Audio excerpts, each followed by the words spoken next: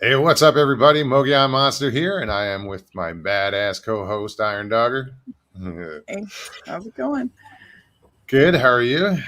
Doing good. Well, welcome to Why the Fascination, or WTF, as we like to call it.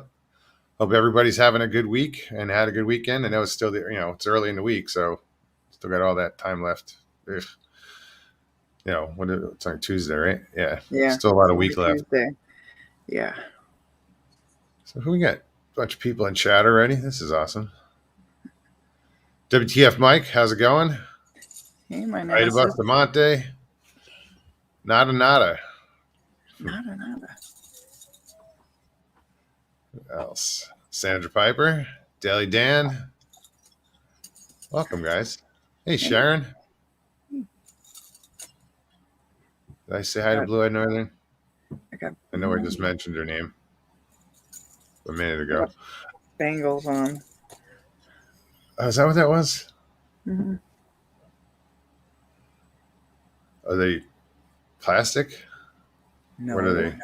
Metal? I don't know. Don't look at me like that. I don't know if they are. I was trying to. I heard them. I didn't. Sorry. She like plastic. Mr. Lee, what's happening? Hey, Crow. Good to see you, Tony. Mike, what's going on? Mike's Adventures. Charlie, what's up, man? Last of the Wilds. It's gonna jingle. That's okay. Sort of a pleasant distraction. It's weird. Huh? Yeah, it's a pleasant distraction. It's different. It's like wind chimes or something. I got soap in my eyes earlier. Holy crap. I didn't realize how bad they looked. Who else is here? So how's everything up there in Canada? I mean, Canada. Yeah, Alaska. It's getting cold up there. Yeah. Oh, it's getting really cold. Yeah, it's all a whole whopping 32 degrees out there right now. Yeah. Thank you. I don't envy you. Toasty. I mean, it's 32 is fine. It's when you get minus 32 that I'm like, no, thank you. Oh, it's going to get to 27 here in just a few. Yeah. As the sun goes away. Yeah, that's how it was in Arizona because I lived in a valley, and as soon as that sun got just below the mountain, the temperature dropped like significantly. It was like, ooh. Yeah. Yeah, there was partial layer of ice on the lake yesterday, and now there's a full layer all the way across. That's so cool to see for the first time. Hey, Pop Craig. Wit. Hey, Nana. Edward Kung Fu Mashburn. Sorry. Eric, aka the artist formerly known as Rick the PH. What's going on, dude? Who else? Joey Hayes. Welcome. Caucasian Sasquatch. There's some great names out there. Did you see Eric from Media Palace had a live? I went through a lot think of I got an alert, and... but like I said earlier, I've just been so busy doing. Yeah, I haven't had time to see anybody. What's up? Was it a good show? Did you check it out? Yeah. How was it? It was really good. What was it on? It was on all of his information, about the Harriman Road stuff. Mm-hmm. Brushy Creek and all of that. Yeah, it was really good. That's awesome. Yeah, it was his first live. Oh, really? Yeah. I thought he's been live before. I thought he was did live some at least. Test runs before, but it was his first actual live.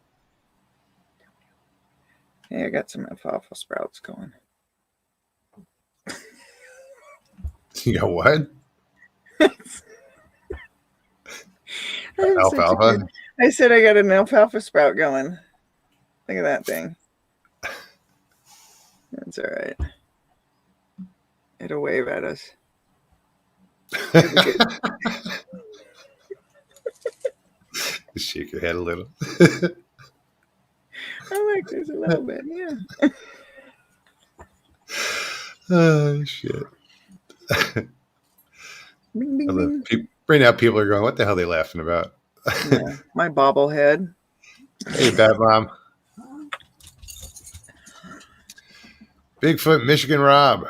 Good to see you, man. I haven't seen you in a while. Hope you're doing well. Yeah, it's been a while. I saw you the other day in this chat somewhere that I didn't pop into the chat. I just happened to turn it on real quick and I saw you there. So it was good to see you there. I'm glad you're up and about and, doing well. I'm up. I'm just up. Let me try again. It's not coming out properly. So I am up towards Orlando area right now. I came up Friday and I hooked up with Stevie B and hung out with her. The next day she had to leave and go up to Virginia or West Virginia, Virginia, for her mom's funeral. So she's up there now. So prayers, guys, please. She needs them. And I have her truck, and it's not running right. So I gotta. Hopefully tomorrow or between tomorrow and Thursday, I'll get that thing running right. So just prayers on that. I mean, something as simple as just please let the truck run right. I think I have it figured out, but yeah, and for Stevie B and all of her family, it's a tough time. What is this? Hi, Dad. Up on Cripple Creek, Mogian. Did you spring a leak, Mogian? What?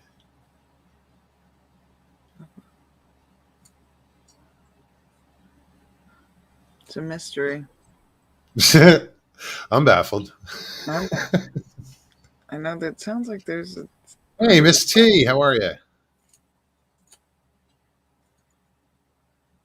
What else is in here? So we went out and did rocks, threw them across the lake. We just got in. I'll throw up the video. I was going to try and get it done on time, but I can't. How did the sound come through? Cool. It sounds like, space age. It's all... Yeah. Yeah, that is cool, that noise. Yeah. But I'm glad. I hope it. The camera picked it up good. Am I blurry? People keep saying I'm blurry. Let me try. A little bit. Am I? I don't know if that's the autofocus or something. I feel blurry. If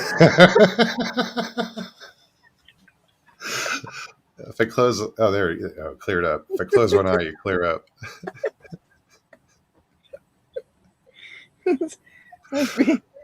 This pit of vipers I'm sitting in. I'm kidding.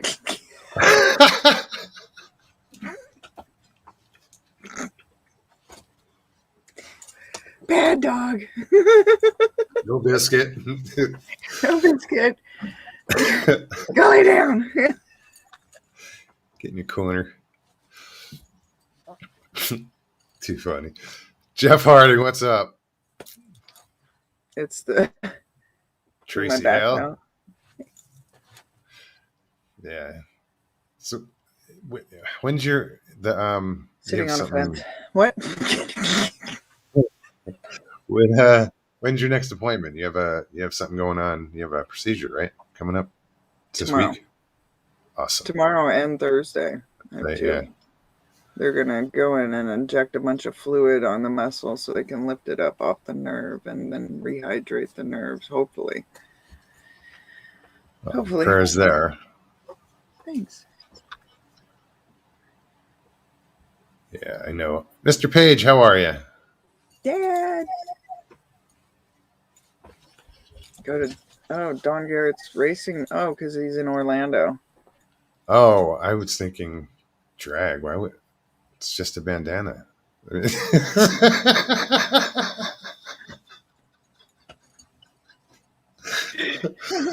shit. I didn't think drag racing. Isn't it Garlet? Am I Or is still it blurry? Don Garrett? It's Don Garlet, isn't it?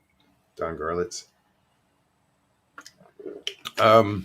Yeah, a little bit. I don't look blurry. Oh, now I do there. Oh, whoa. Your autofocus is off.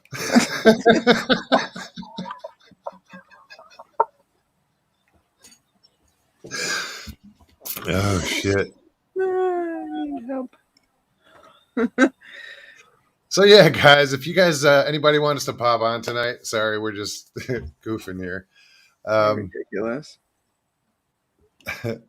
I will put the link in chat, and feel free to click on, come on, and let's hang out. Here you go. Chopper, what's up, man? Whoa. What else is in here? I'm sure I missed somebody. Sorry, I'm messing with the blurriness now. I'm making it worse. Yeah. Hey, Audience. I have that problem racing, you know. I look like a blur. Come on. Take pictures like Bigfoot. Yeah. I swear it was pink. See? Hey, Butterfly, welcome. Awesome name. Lane Goodspeed, good to see you. I did put the link in chat, didn't I? Yeah, let me do it again.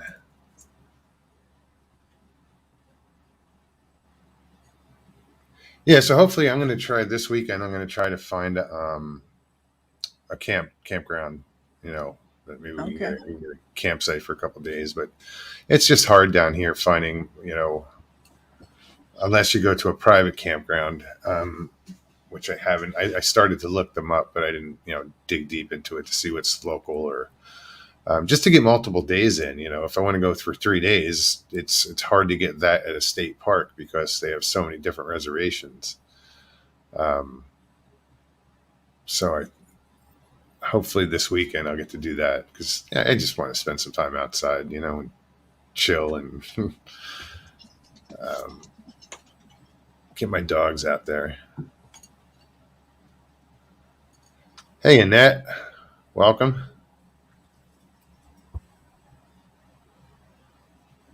Oh my goodness. Kelly, you all right? Yeah. Oh, the what did you do? Why is it worse? I don't know. I have no idea what I'm doing. Check your camera settings or something and put it on. All the settings are right. I think you know what? Did you clean your do you have to clean your camera? No, it's the angle, I think, because I've got it all jacked up. That's yeah, but it's pixelating, so it's there we go. Settle down.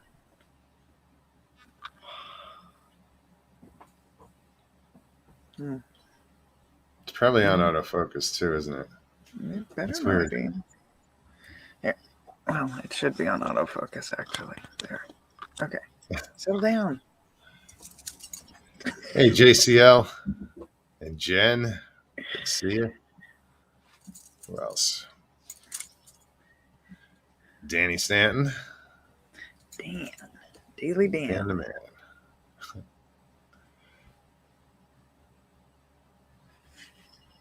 Prayers for Stevie B. I hope she's doing okay. Thank you, Miss T. Greg, the Raging Cajun. How's it going?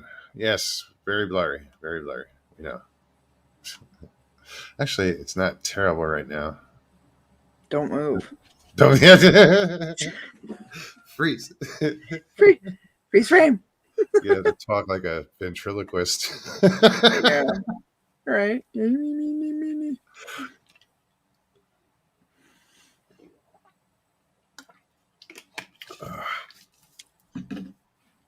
So, what else? I'm going to keep dropping this link in chat. So anybody wants to pop on, you want to hang out with me and Iron, feel free. Hit that button. So how you've been busy? How's all that been? You having fun? Yeah. It's been a lot of fun getting to know Daniela. That has been a lot of fun. She's actually really funny. Right on. Yeah, it's been a lot of fun. I was also on Joe's. I was on Matt. Oh yeah, I'm supposed to go over there Friday, I think. Good. Yeah, you should. It's a lot of fun. Depends where I'm at, you know. Richie, I am so fucking high as fuck. I wish I was. Okay. But I'm wondering, he might be on painkillers too, so. No. Ow. I know he just had surgery, or I believe it was surgery. Gallbladder, I believe. Oh. Why I know this shit, I don't know. Well, why I remember this.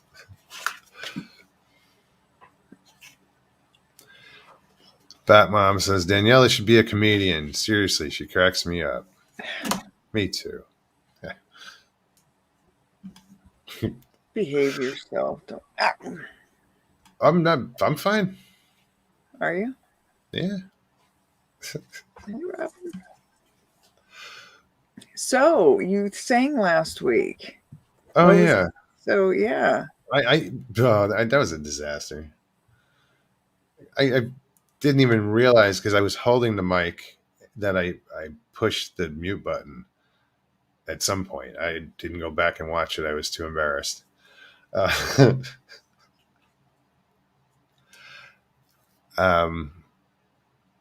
yeah, it was, you know, I finally bit the bullet and gave it a shot. Well, that's good. How'd it feel? It was nerve-wracking because I felt as soon as I started, I was in the wrong key, and I just went from there. I was like, oh shit, in my head. I'm like, damn it. Oh. Like, this sucks. This is terrible. Shut the fuck up, Russell.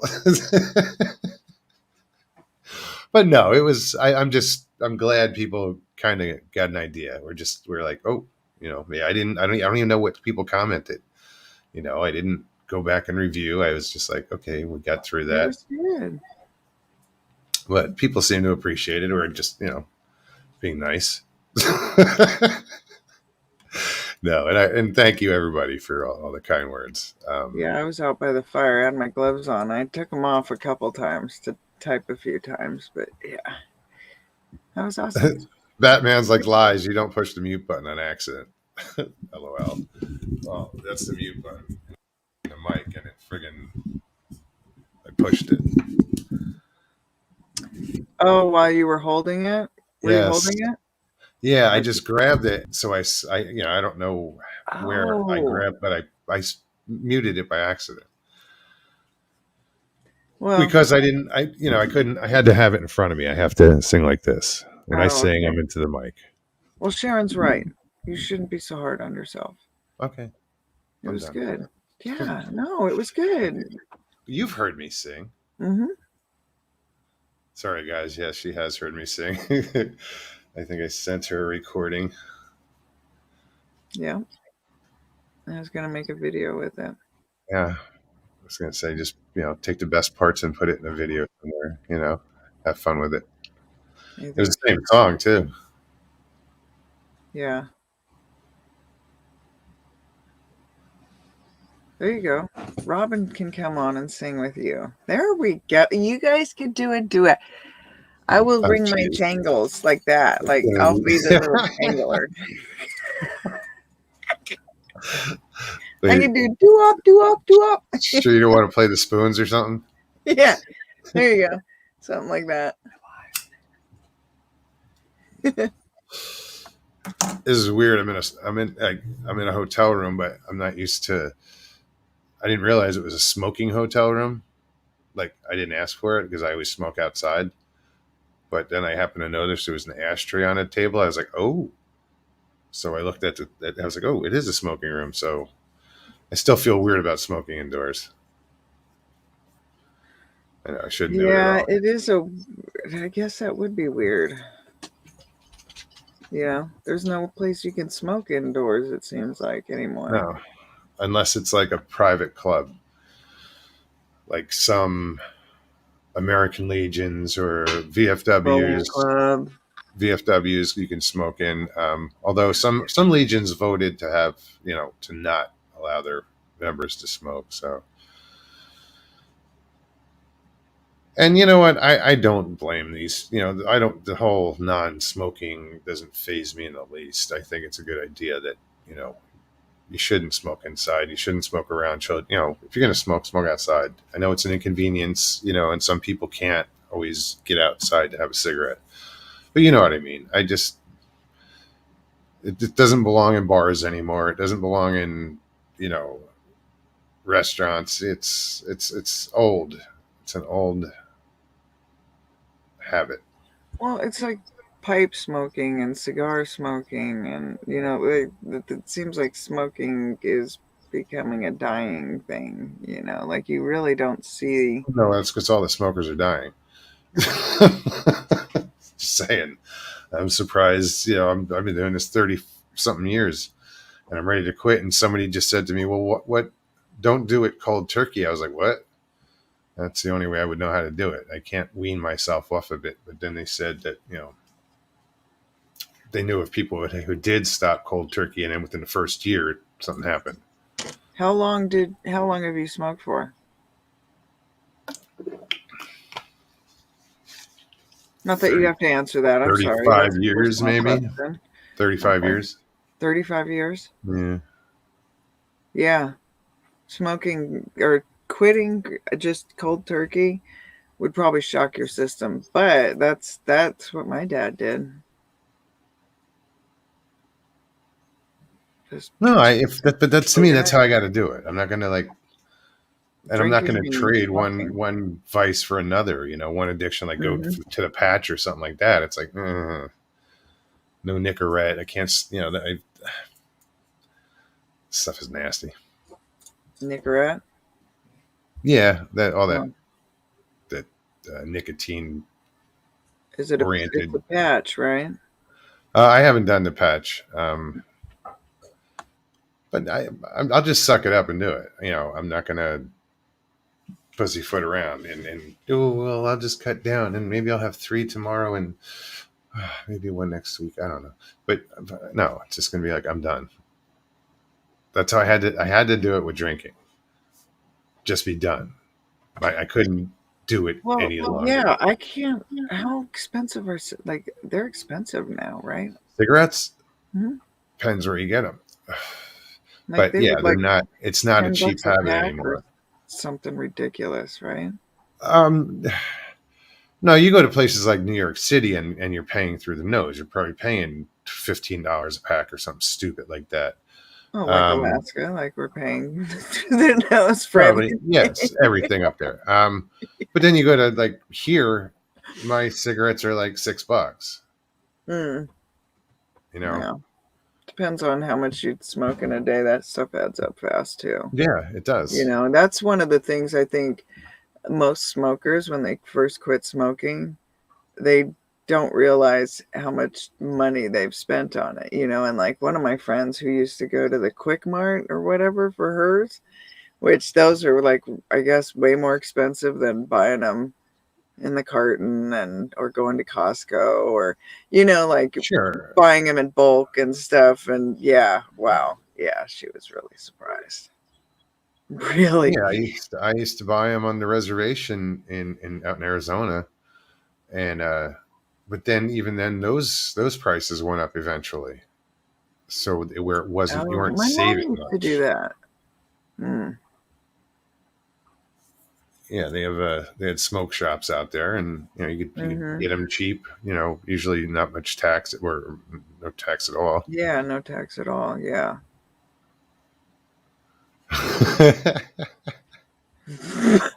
Eric, are you reading Eric's comment? Well, yeah, every time you want to smoke, drop a 30-pound weight on your foot. No. I'm not going to pretend that it's going to be easy, but it's going to be done, and it's going to be done soon because, it gets to a point where I'm not going to be able to afford to have a habit, Yeah. Yeah. Other things have to come first, Yeah. Too, there's a lot of people that have a habit of just like it's a physical habit too. Sure. And they say, use either like lollipops, or something that you can easily put in your mouth and still get some kind of stimulation. You're basically changing your neurons in your brain is what you're doing. It's also like an oral fixation. You always put something in your mouth. You always, don't go there. Oh yeah, you're gonna laugh at what I say, but I held back when you said it. No, it's not like that. Because I thought it. I just read my nemesis's joke and then see if you can keep a straight face. I have to find it. I'm way out of. Are you way out? Sync.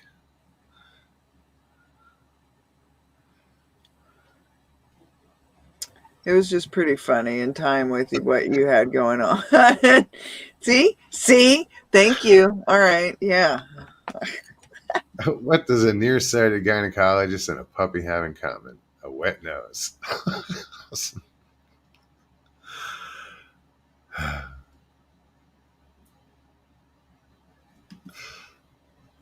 That's funny. I got the dogs over here chowing down, so I'm going to try and mute my mic here. No, I can't hear them. Don't worry about it. I thought my dogs were going to be a pain, but they're behaving. Robin, I sure will put the link up. Here you go. It's up. Yeah, it's weird. I got my microphone off to my side, so I'm used to having it up in front of me, so it might sound a little off. I have to talk over here. I could probably... No, I don't like the microphone in front of me. Why not?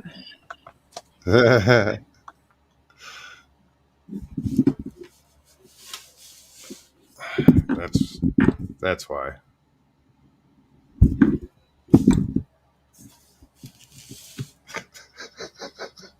You asked.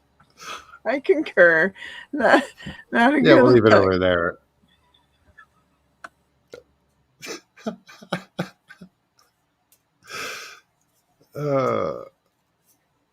So I saw it too. Don't worry.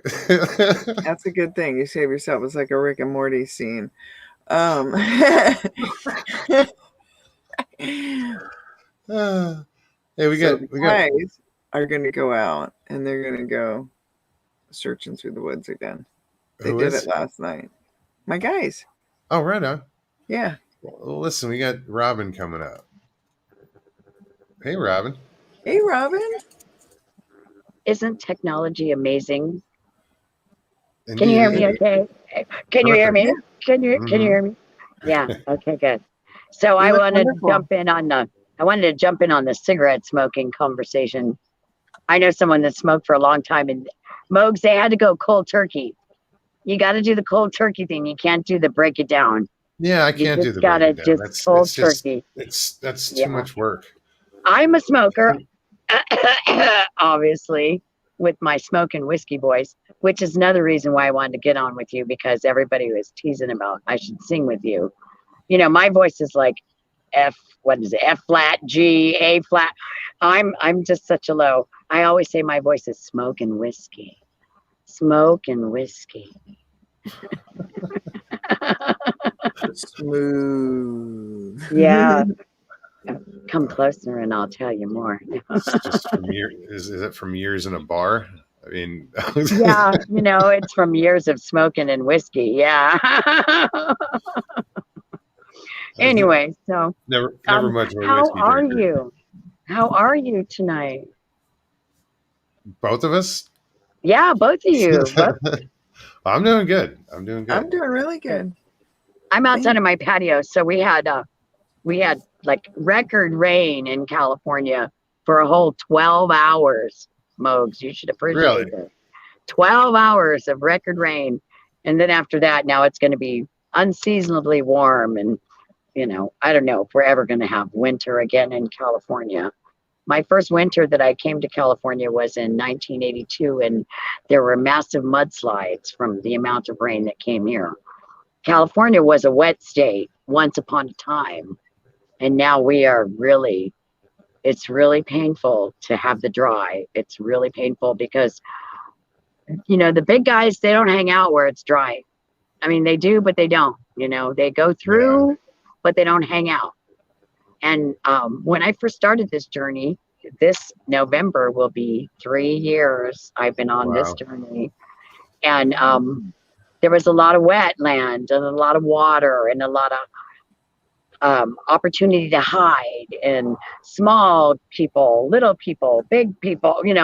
There was just a lot of opportunity for there to be cover. And now that it's just so dry, there's not. But what I meant by all that, pardon the airplane, is I'm outside tonight because it's just so freaking beautiful. And it shouldn't be this beautiful, but it is. It's dry again tonight. Even though we had 12 hours of rain, it's not going to rain again for at least 10 more days that we know of. Geez. Yeah. Oh, so enjoy the weather. I am enjoying the weather, but the thing is, there's no fish. There's no water. There's no fish. I can't go fishing because there's no water to fish in. So that's the bummer. That is a bummer. I'm a fisherwoman. I would go in the middle of the night in the rain to our reservoirs and fish. And right now, there's no water. It's just really sad. Wow. Well, I know, plus the Colorado is at like an all-time low. Yeah. Or the reservoirs up there, Yeah. Yeah. But it kind of makes you wonder, when I start thinking about my experiences with, I'm going to say, all things cryptid, because I'm beginning to understand that there is much more out there.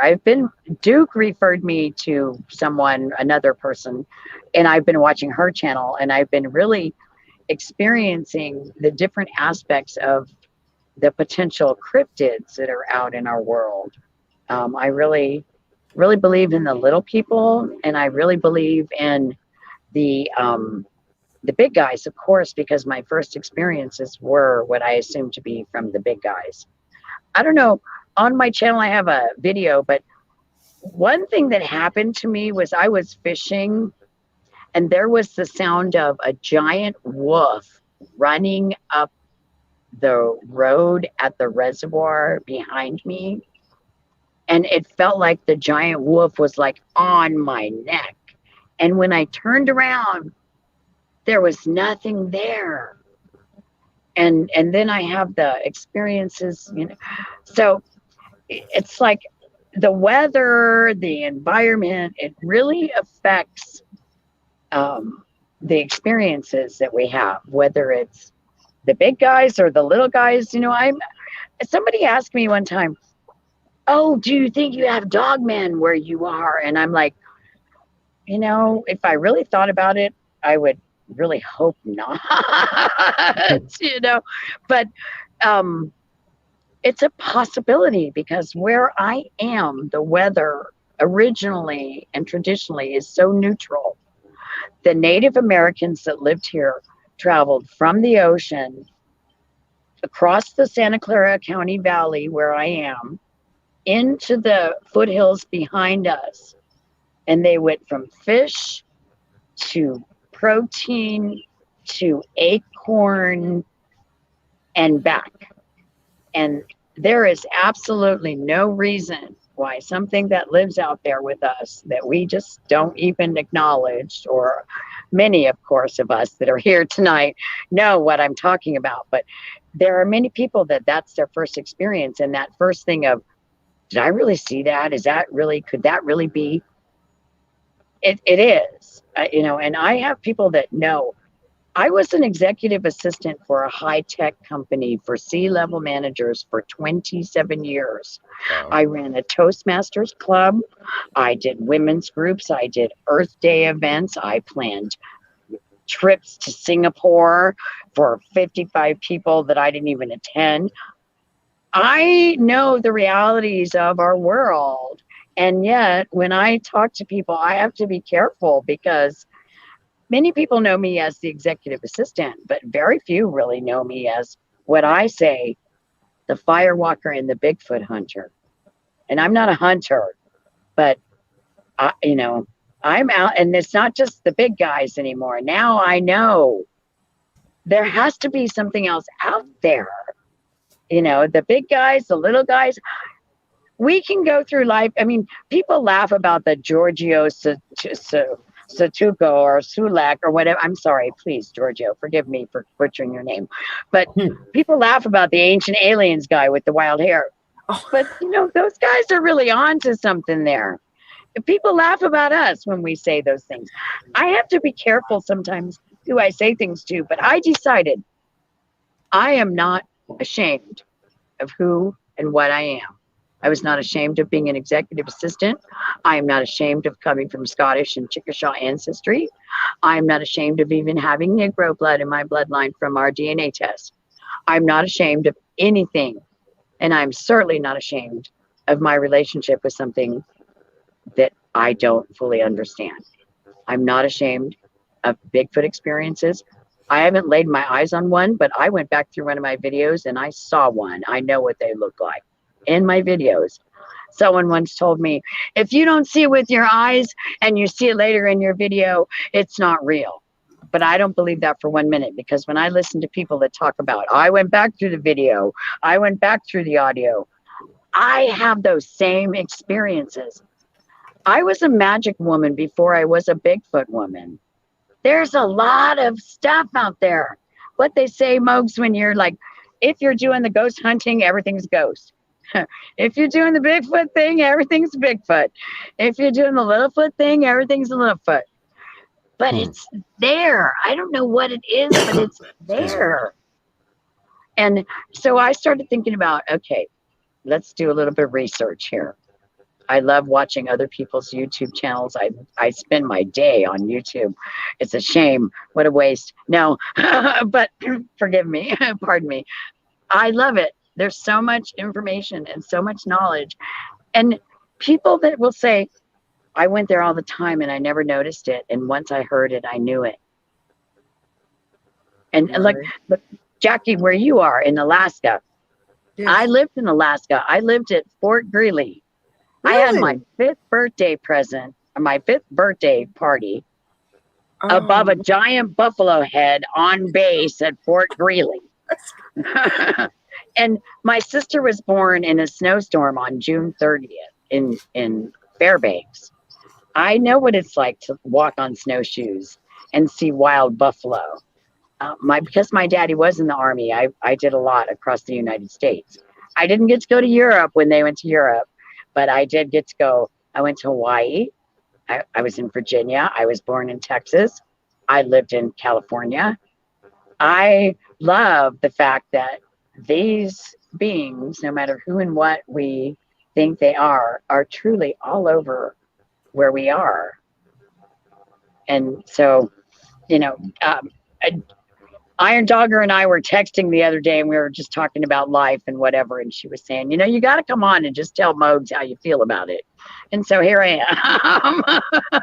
I'm here to tell you, I'm a total newbie. However, it is going on 3 years.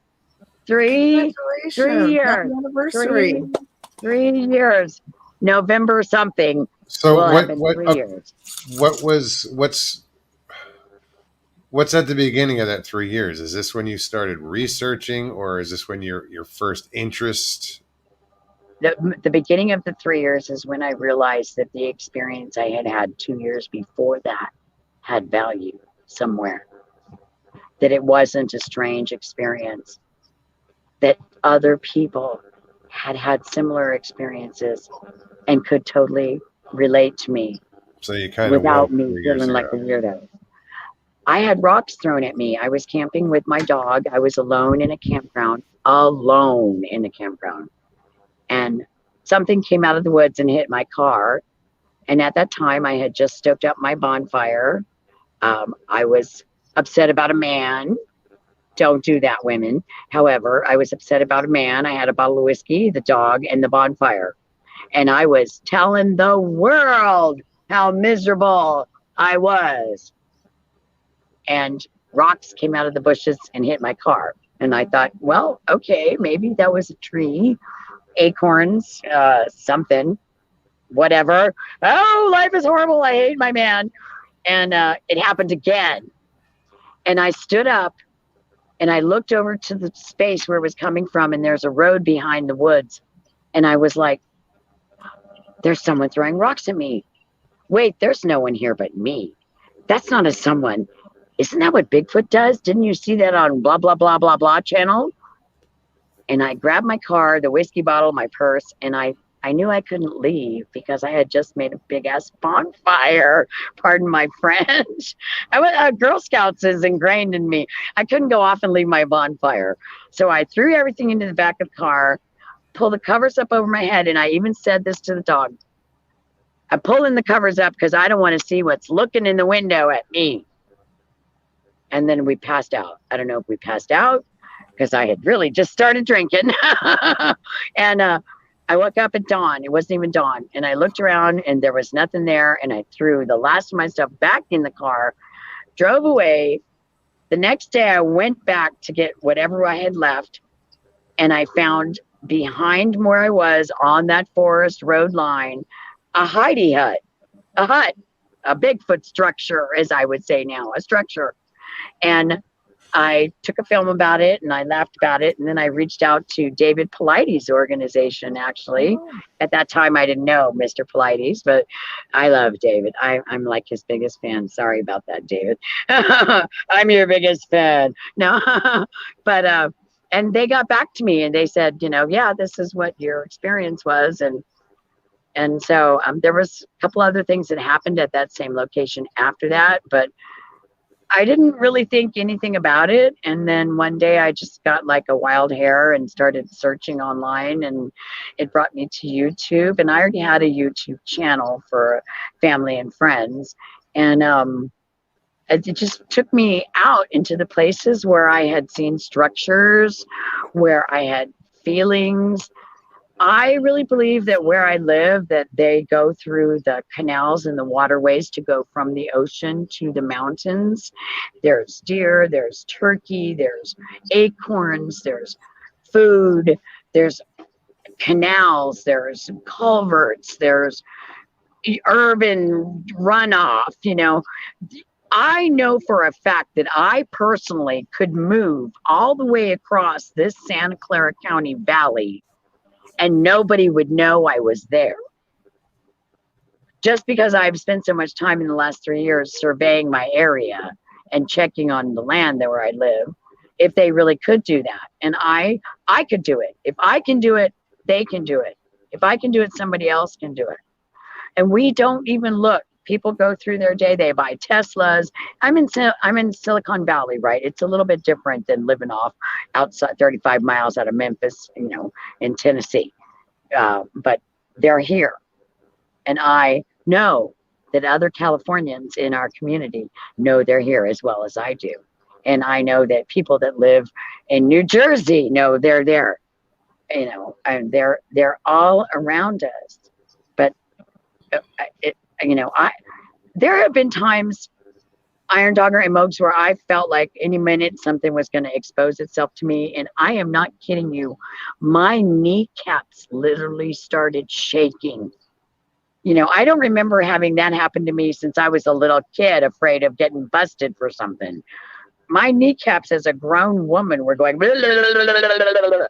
So, you know, I'm afraid. I'm equally afraid as anyone else to actually come face to face with something like this. But I know they're there, and I know that my experiences must count for something.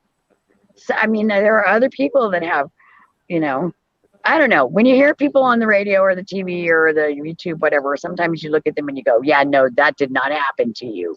You know, they're not telling you something true. And then you can listen to someone and go, oh, yeah, that happened to them. Yep. I mean, how many times have you been listening to YouTube replays and commented because it's like, oh, my God, I totally understand what you mean. Mm-hmm.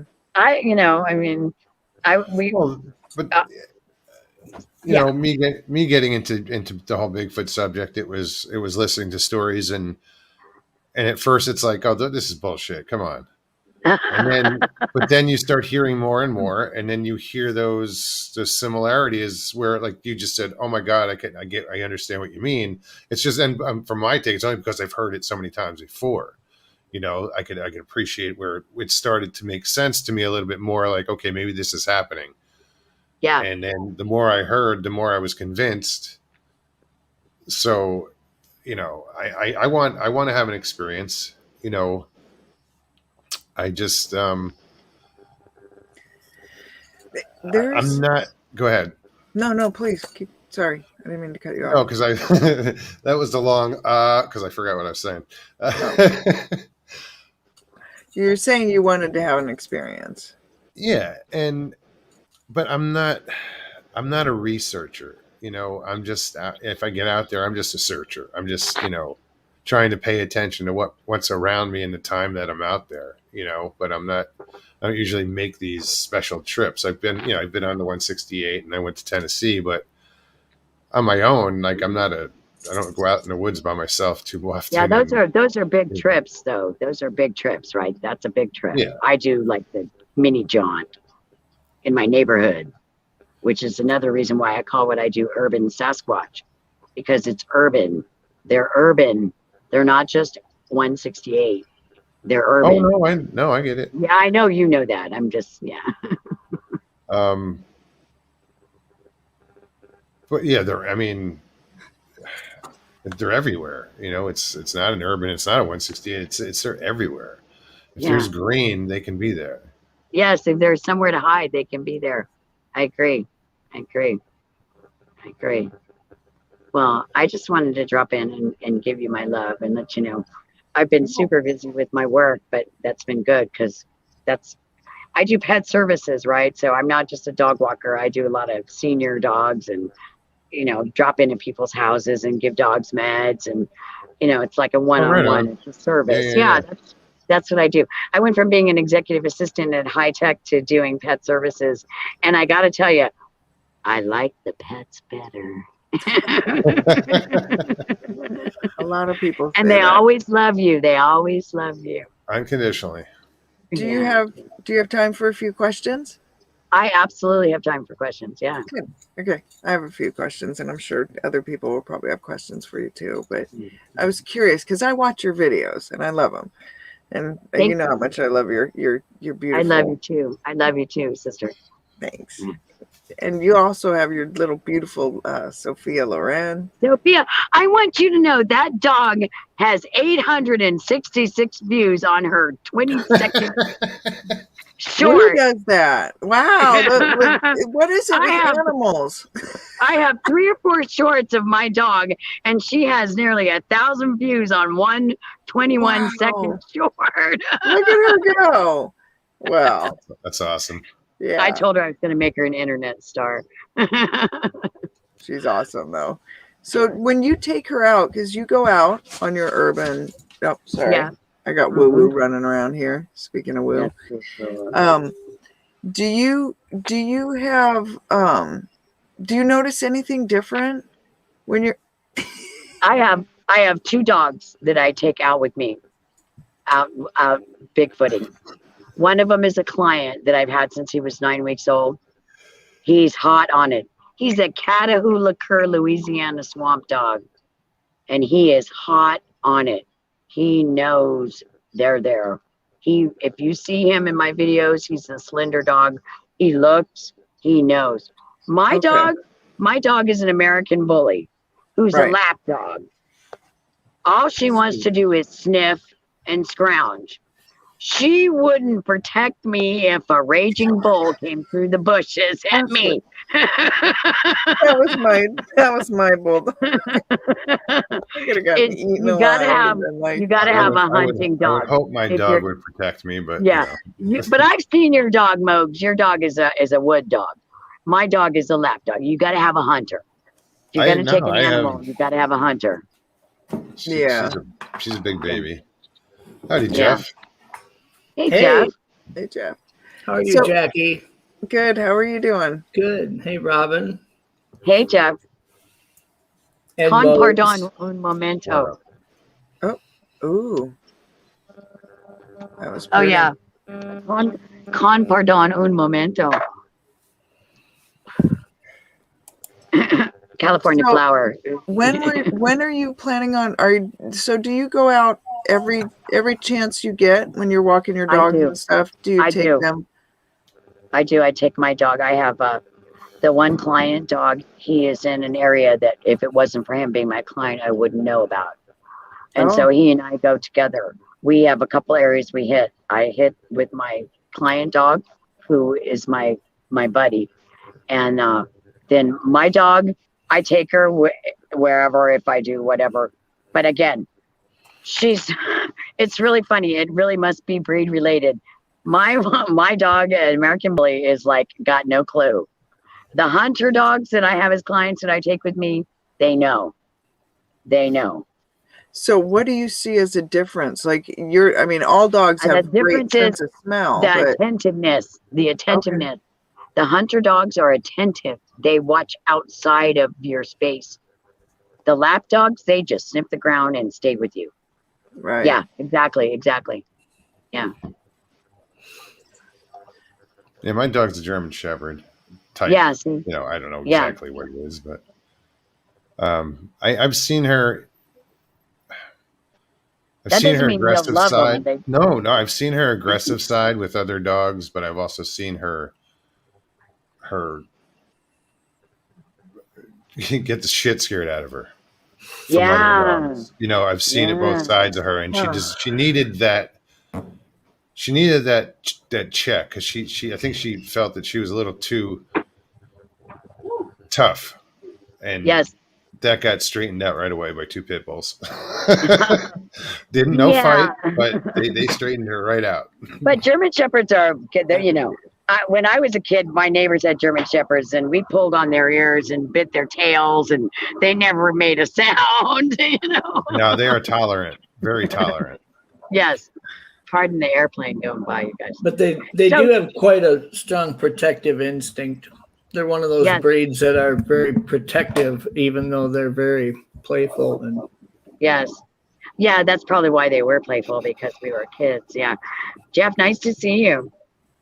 What do you have to say for yourself tonight, my friend? I just got a new dog but 2 weeks ago. Oh, really? Another pandemic puppy. I got 4 new pandemic puppy clients. Well, I had to go to Denver to get this dog. I'd been looking for one of these for a while. So, what is the breed? It is a Leopard Hound. Oh, it's a hound. It's got long legs, right? It's got long legs. Have incredibly cool patterns to their their coat. Kind of brindle-y, yeah. And I was looking for a dog to involve in research for the next research project I'm going to be doing. I wanted one with very good speed. Very good. Well, one that had a good nose, good speed, was resilient. Once it got on a track, it wouldn't get off it. And these dogs were not your typical like bloodhound or beagle. These have a little bit more of the body of a small lab almost size wise, but medium size kind of built for speed and endurance. So. Interesting. Their markings are really, they range quite a bit depending on, but they're not easy to find. There's only a few breeders of them around the country, but they kind of have a cult following. They're beautiful. Oh my gosh. Well, that's good. So the dogs are in the right place. They can join the other cult following. Yeah. I named him Squint. His name's Squint because he looks at everybody with suspicion. You know, he looks at you and he kind of tilts his head like, what the? Did you do did you do some research about acquiring that dog? Why did you pick that breed? Well, I come from a family of hunting guides, and we have about 3,200 acres in the middle of South Dakota. We guide bird hunters on, and so I've always had labs and Chesapeake Bay retrievers. Wonderful! Really those are great breed dogs. But I wanted one that was a little bit more suited for instinctive type hunting rather than just scent. If that makes sense. It does make sense. Yeah, it does. It does. Some hunting dogs are really bred to just follow the scent, and they'll the natural ability when you train them right to zigzag left and right. Mm-hmm. I had 2 labs that. One of the things that I notice a lot from hunters that come in from around the country and hire us to take them pheasant hunting and waterfowl hunting is that their dogs are great dogs, and a lot of times they spend a lot of money on these dogs, but they don't train them well to work with other dogs. So like when I had 2 labs, first thing I did was took a sheet of 4x8 plywood, cut it in half so it was 2 4x4 squares, and I sat them about 5 yards apart, and I screwed an eyelet to the middle of them, and they had about an 18-inch lead with a clip. And so when my dog's standing on it and he's got the clip on his collar, neither one of them could run off of that platform. And I would throw a ball and unhook one of them, and the other one wouldn't get to go get it. He'd have to understand it's not my turn.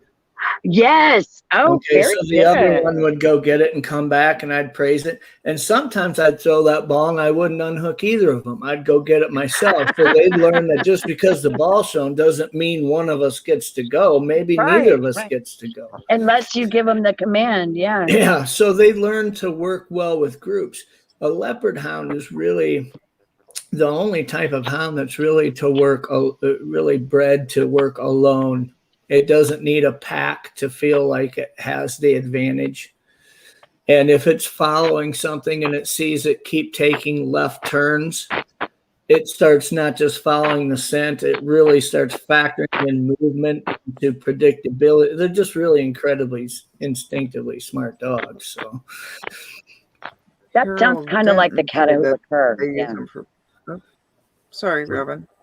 Go ahead. I'm sorry. Yeah, I didn't. Yeah. Well, the Catahoula cur is like that, although I don't know how they hunt in packs, but my client that's the Catahoula cur, he's like that. He anticipates where I'm going or what's happening in front of us, whereas my American Bully, she's a scent dog. Mm-hmm. So it's good that you say that, because that's probably a really valid point when you're looking to take a dog out with you, is what kind of a hunter is it? Well, I wanted a dog that you could not only train to stay very close to you. A lot of the times when I'm out in the field, especially doing research, is you really don't know, if you're not really sure what a situation is about to unfold, or you hear something, you're not sure. I need a dog that can follow command and stay close to me. But if you give it a command to go search, it's not afraid to do that. Right. And even within breeds, dogs are different. Like I discovered with yellow labs, especially when I'd go waterfowl hunting, and if you went late in the year when your body of water started freezing over, let's say there's a 1/4 inch of ice over it.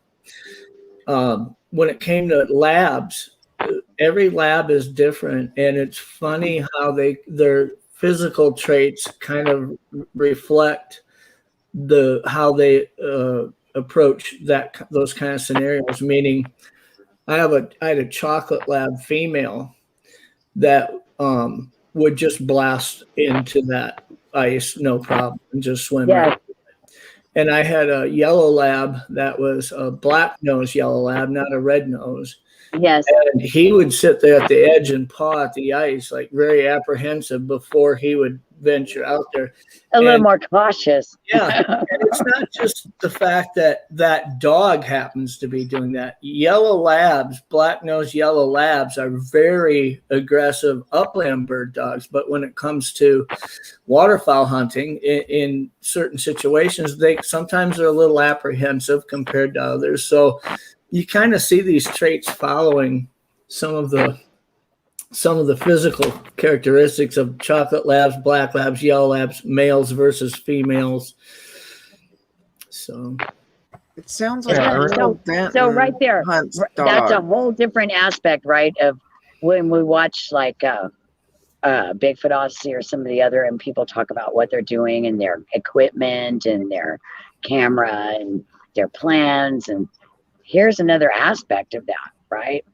This is another aspect. Yeah, I don't know, like the research that I'm doing right now, I wouldn't involve a dog really in it at all. But what I plan on doing starting next spring, I almost need a dog for what I'm going to do with that. So it's going to be kind of interesting. I'm a little worried too about the dogs too, Iron Dogger, because they say that Bigfoot doesn't like Catahoula curs. My client has a voice that could fill all of New York City in one bark. And I can see why they don't like that particular breed, because they have this very decibel, 120 decibel voice. Some dogs are just like, yep. Pardon? It's a breed thing. Yeah, the Catahoula cur voice is a breed thing. It's a hunting. No, I mean that Bigfoot wouldn't like. They say they don't like them because they make a lot of noise and alert to them being there. I would think it would be dogs in general. Perhaps this is just what they say. Mogs, listen to me, like I know wherever they are. Yeah, I don't know who they are, but this is what I heard. It could be a vocal range. It could be a vocal range that breed is capable of achieving, but that's not to say that every specimen in that breed will actually achieve it, so to speak. Right. I know when it comes to, what I've noticed anyways, and I've heard, not that there's a lot of researchers that have experience with this, but, obviously they're comfortable with coyote calls. They'll mimic coyote calls. I've seen multiple specimens in an area where one will actually mimic a coyote call to move a pack of coyotes to their direction on purpose, so that it's pulling them away from the other ones. Maybe there's juveniles there that they didn't want those coyotes around. Oh, right. And so, it's kind of neat to see how they can mimic not only different sounds, but maybe why they would. But one of the sounds that I've found that they do not like is the sound of a Canadian lynx. And I've heard mountain lions, howl and growl, but there's something about the decibel range of a lynx. It's not as big as a mountain lion, but yet it reaches about twice the decibel range of a mountain lion when it howls. And it gets so high and so raspy and so it carries so hard that when you hear it in the dark, it is unsettling. It is very unsettling. Yes. And the only thing I can compare to that is a bobcat. I had one in a tree at a campground near me, and we didn't know it was there. And I'm not sure why he chose to alert himself being there, but it was the strangest sound ever. In my research, I kayak about 8.5 miles into an area, and then when I'm done, I kayak about 8.5 miles out, and I do that 2 days a week. Better you than me. when I go into the area, it is usually dark, and I mean dark, and I don't use lights or electronic equipment. And so when I'm kayaking in the dark, I had a lynx that would kind of escort me into this area week after week. I mean, about halfway up, he'd start following me. And I'd see it. right along the edge of the creek. And even though you know it's there, when it decides to finally howl, you still about shit your pants. I mean, you know it's there. I can see him walking, and all of a sudden, just out of the blue, he just starts, and I'll be like, "Gosh, damn it! Just why do you got to do that?" You know. My sister's dog. We've been babysitting her for the whole summer, and oh my gosh, my sister gets up really early because she runs she owns these coffee carts up here, and so 4 a.m, her dog will be up, and it starts with a wow, and Wispy's got a bark, but it's not that big chested type. Man, we will be like clung to the ceiling. Peel you down off the ceiling, right? Yeah, excuse me for a minute, and I'll let you out after I get off the ceiling like a cat, And who's our guest here? And what else? Who's this? I can't see. Joe. He's frozen, isn't he? Oh no, there he is. No, he's not frozen. It's Joe. It's just me. It's my. Sometimes he just gets so stoned. He might be embalmed, but he's not frozen. Well, I could help him with that. We just harvested some good California green recently. Oh. Mail it. Wow. Give him your address. I'm not mailing anything anywhere. You come and get it. I'll be right there. You'll be right there. You, girlfriend, I'll freeze dry some for you for when I do see you in a couple years from now. This guy up here, he always gets me. This guy right up here. Oh, yeah. Because, I'm just backstage. Next thing I know, it's like, oh, yes. You could be dropped in anytime. Yes. He brought me on. I'm still thinking I'm backstage watching everybody. And then I was waving at you and everything. Wait, I'm on. So Joe, you can join me in my endeavor for why I decided to pop on here. I want to ask Mogs to sing again. And I'm being sincere. Mogs, what are you going to sing for us? I didn't plan on singing anything. Really. I know you were nervous last time, right? Yeah. But we've got that out of the way. We've got that out of the way. Brought it right the fuck back. And I'm telling you, man, I understand the whole concept that we're our own worst critic, and I think that is very true for you. I think you did a great job, and I personally would love to hear you sing again. And if Joe, do you join me in that request? Or? Oh, I'll listen. Robin can sing too. You guys can do a duet. Yeah, we could do that. What can we sing, Mogs? Hold on, Mr. Lee. You don't have a singing. So shut the fuck up. Or we could do that. Did you notice? Come on, Mr. Lee. Yeah, Billy Idol. Did you notice earlier in chat? I told Mr. Lee that team. I told Mr. Lee if he came on here and sang with you, Mogs, that I would donate $100 to your channel. And Lee said, I will donate $100 not to. So please make sure that he donates that $100. He owes you. Mr. Lee probably has some great songs. His country has great music. I'm all about the kumbaya and the country folk singer stuff. Give me a good old Elvis. Bum, bum, bum, I really hadn't even thought about singing. I used to be a karaoke king, man. Well, what's your number 2 song? Right behind the one you did last week. What's your number 2? Turn the Page by Bob Seger. Do turn the page. Okay, right on. That was number 3. Number 3. Oh, geez. You guys can't do this to me. Yeah, we can. Turn the Page. That's a good one. Yeah. Yeah, we can. We can do this to you. This is Brandy pretty good. What it's all about. I don't know. How about some old bread? No. Bread. What a band. Ooh, bread. Yeah. Or who was it? Jeremiah was a bullfrog. Who's that? That's Three Dog Night. We need some Three Dog Night.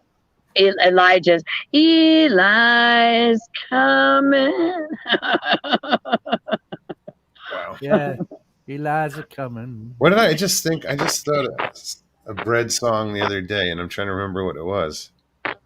Baby, I'ma want you. That's it. Ah, I even sent it to somebody.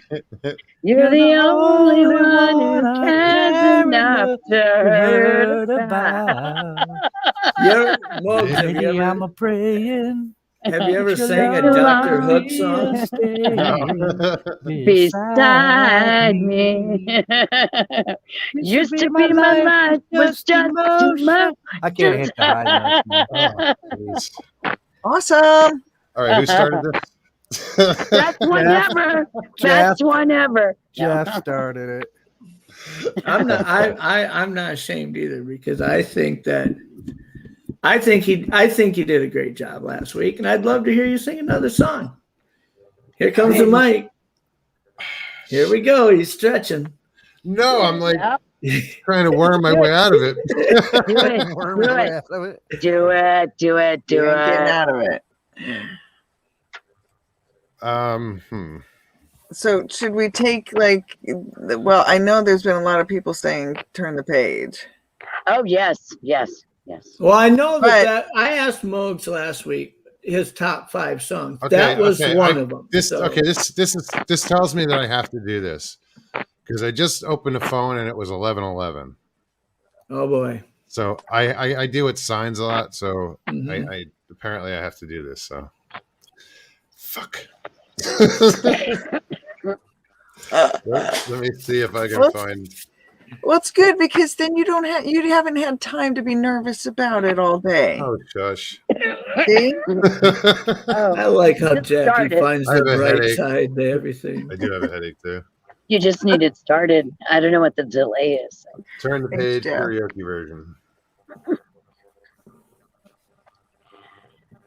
Bob Seger version. Everybody Yes. just went quiet. I'm not doing the whole song. I just got to tell you, Bob Seger's like one of my top 3 artists, man. Freaking everything that guy did was awesome. I met him in California once. Yeah. Bob Seger is, yeah. Are you getting ready? Are you? The king of Detroit. I'm shitting a brick is what I'm doing. What do you do to warm up? Do you do anything to warm up? Is there something? Do you Just have Oh, to like warm you up? guys gave me warm up time. Yeah, thanks. Just remember to breathe. Yeah. You've been talking. Just breathe. Do you want us to talk about something while you do some vocal exercises in Yeah, the I don't know how that bathroom or works. something? What do you want me Yeah, to do? 'cause I don't want you to- Just listen to that. Yeah, just Stretch start a your- little. Hold Ga, on. ga, ga, ga. You got a lemon drop or something? You gotta get La, the la, saliva. la, You gotta get the la, la. saliva going. I heard I that like they that. use No, I like smoke weed. I get cotton mouth. lozenges. Coffee Oh, man. works well. Hold on. Coffee. Huh. Coffee coats your vocal cords from the oil in the coffee beans. I learned that Really? as a Toastmaster. As a professional speaker, I learned that. I wanted to take a Toastmaster class.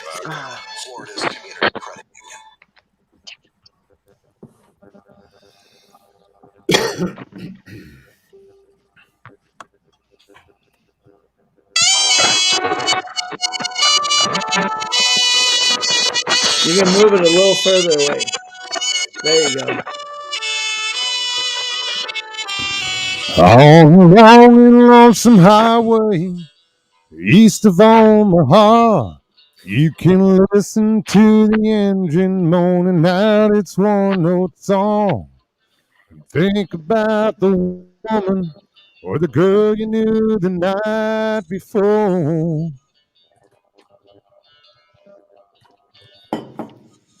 Your thoughts will soon be wandering where they always do when you're riding 16 hours and there's nothing much to do.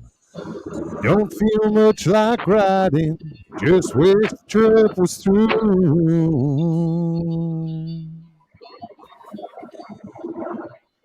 Say, here I am on the road again. There I am up on the stage. Here I go, playing the star again. There I go, turn the page. ya.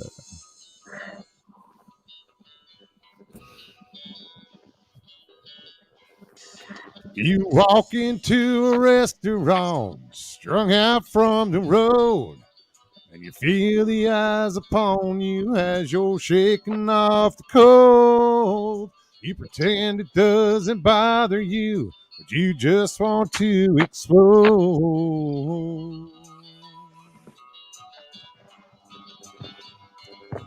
Most times you can't hear them talk. Other times you can. All the same old cliches. Is that a woman or a man? And you always seemed outnumbered. You don't dare make a stand.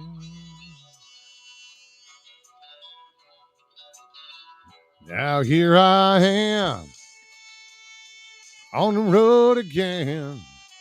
There I am up on the stage. Here I go playing the star again. There I go, turn the page.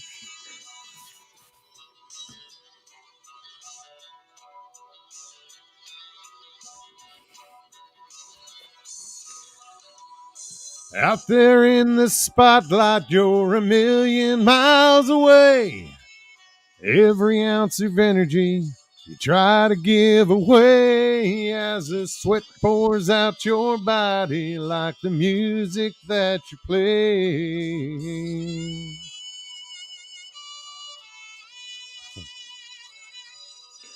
Later in the evening, as you lie awake in bed, with the echoes from the amplifiers ringing in your head, you smoke the day's last cigarette, remembering what she said.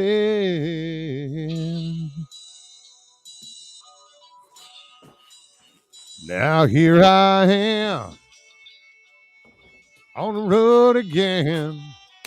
There I am up on the stage.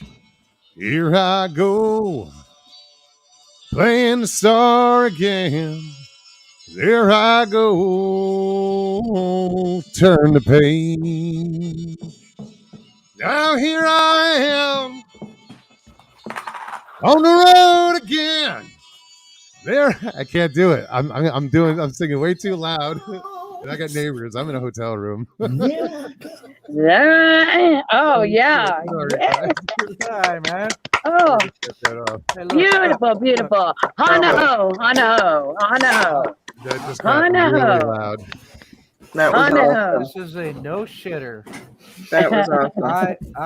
Bob Seger's always been one of my favorite artists, and I think I probably had every one of his albums and knew every one of his songs. And gone to every concert you could.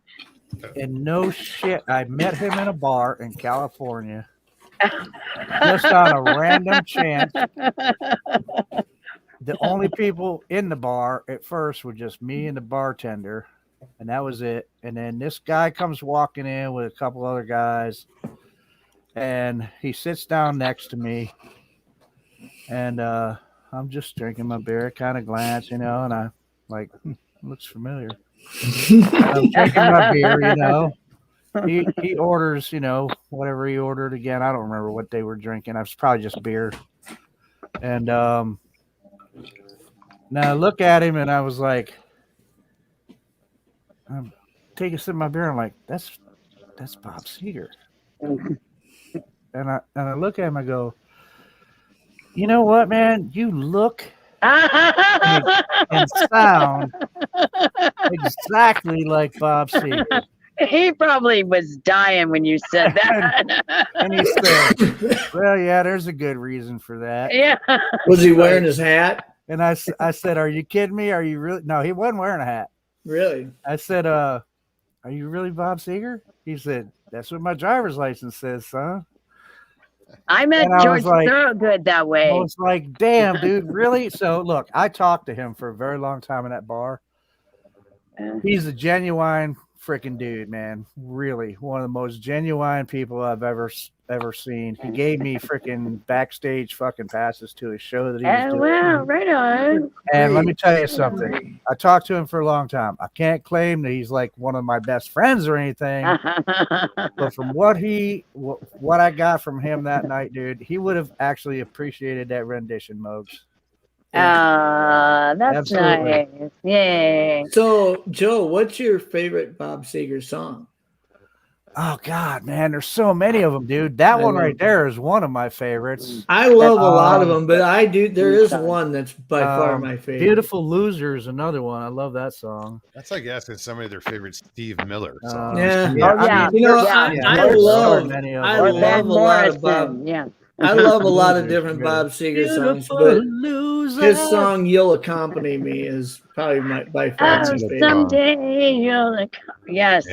I mean, song. talk about a song for a couple to say that's our song. You know, I mean, it's just the boy pursues the girl, love song. I mean, it's awesome.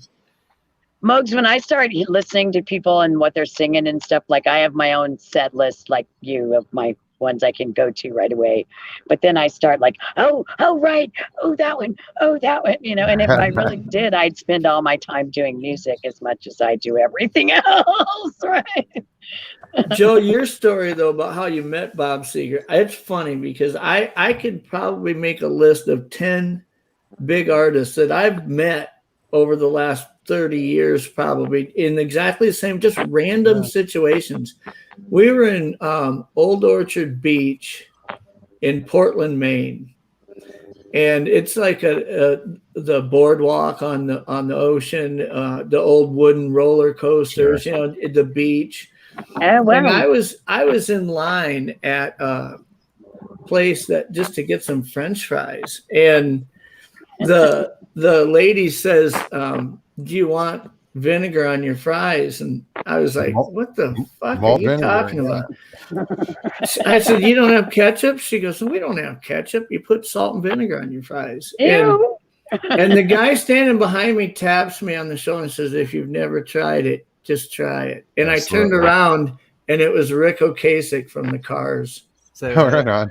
Yeah, I mean, you know his iconic. Oh, he's face, ugly as big hell. nose, Yeah, 7 foot tall. You know, I was just like, "Holy shit, you're Rick Ocasek from the Car." And he says, "Yeah, we're playing tonight with Huey Lewis." He goes, "You got tickets to the show?" And I said, "No." And he goes, "Oh, hey, somebody get him tickets to the show." They're giving me tickets. I was like, "Hey, cool," you know. I'm assuming you went, right? You did go. Yeah. My high school yearbook, you know, the saying underneath my picture for the yearbook is "Let the good times roll." The Cars. Let the good times roll. Yeah. Hey, you know what? The funny thing is, what I picked up from that story, Jeff, was the salt and vinegar on the fries part. You know. Yeah. Because they actually here in New York, they like to do that here in New York too, man. Salt well, vinegar. you get like I've never really you go out on myself, Cape Cod, like out by Falmouth and stuff, outside of Boston, out on the Cape. Mm-hmm. They don't have ketchup there. Don't expect to get ketchup good in a French restaurant. fries. Yeah, California. Don't come to California for the French fries. We don't got good French fries. I'm not totally aware of nobody. I remember going through a that has French McDonald's fries. I remember going through a McDonald's out on the Cape to the drive-through, and on the McDonald's menu was lobster rolls. Oh, I was absolutely, like, yeah. you can get a fucking lobster roll at McDonald's? Yeah. Not here, no. Only in Cape Cod. You know, I grew up growing up Not in the in Alaska. Midwest. Growing up in Not the in Midwest, Alaska. I mean, everything's steaks and burgers, right? We were out on Martha's Vineyard, and we went to the Black Dog Cafe, which is pretty iconic. I've heard about that place. Yeah, that's like it's. You'd think it'd be really posh. It's not. You walk in, it's wooden picnic tables, okay? But everybody who's famous goes there, and their food is amazing. So I'm looking at the menu, and me and my wife each ordered a Coke. Well, the Cokes were like $10 a piece, you know. So now you can't leave, right? You're in it. And I'm looking at the menu, and a lobster was like $14, and a T-bone steak was $68. And I was like, what the hell is this? This is exactly the opposite of home. You can walk into a steakhouse here for under $20, get a porterhouse steak, but a lobster would cost you probably $50. Wait a minute. Did you say on the Cape, right? Yeah. In the place is called the Black Dog? Yeah, it's on Martha's Vineyard. Okay. There's a place that that's right there and near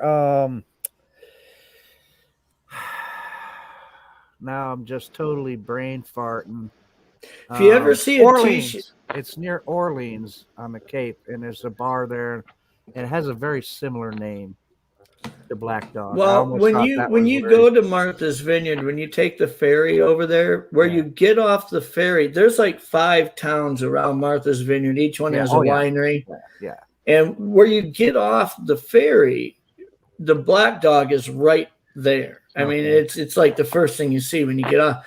And whenever you see T-shirts that have a silhouette of a black lab, like pointing, just the silhouette of a black dog, and it doesn't even say the Black Dog Cafe. I mean, that's their shirt. It's just the silhouette of a black dog.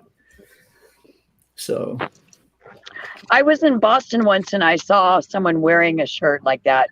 And we asked him about it, and she said it was the Black Dog. And if you didn't know, she was surprised that I had asked.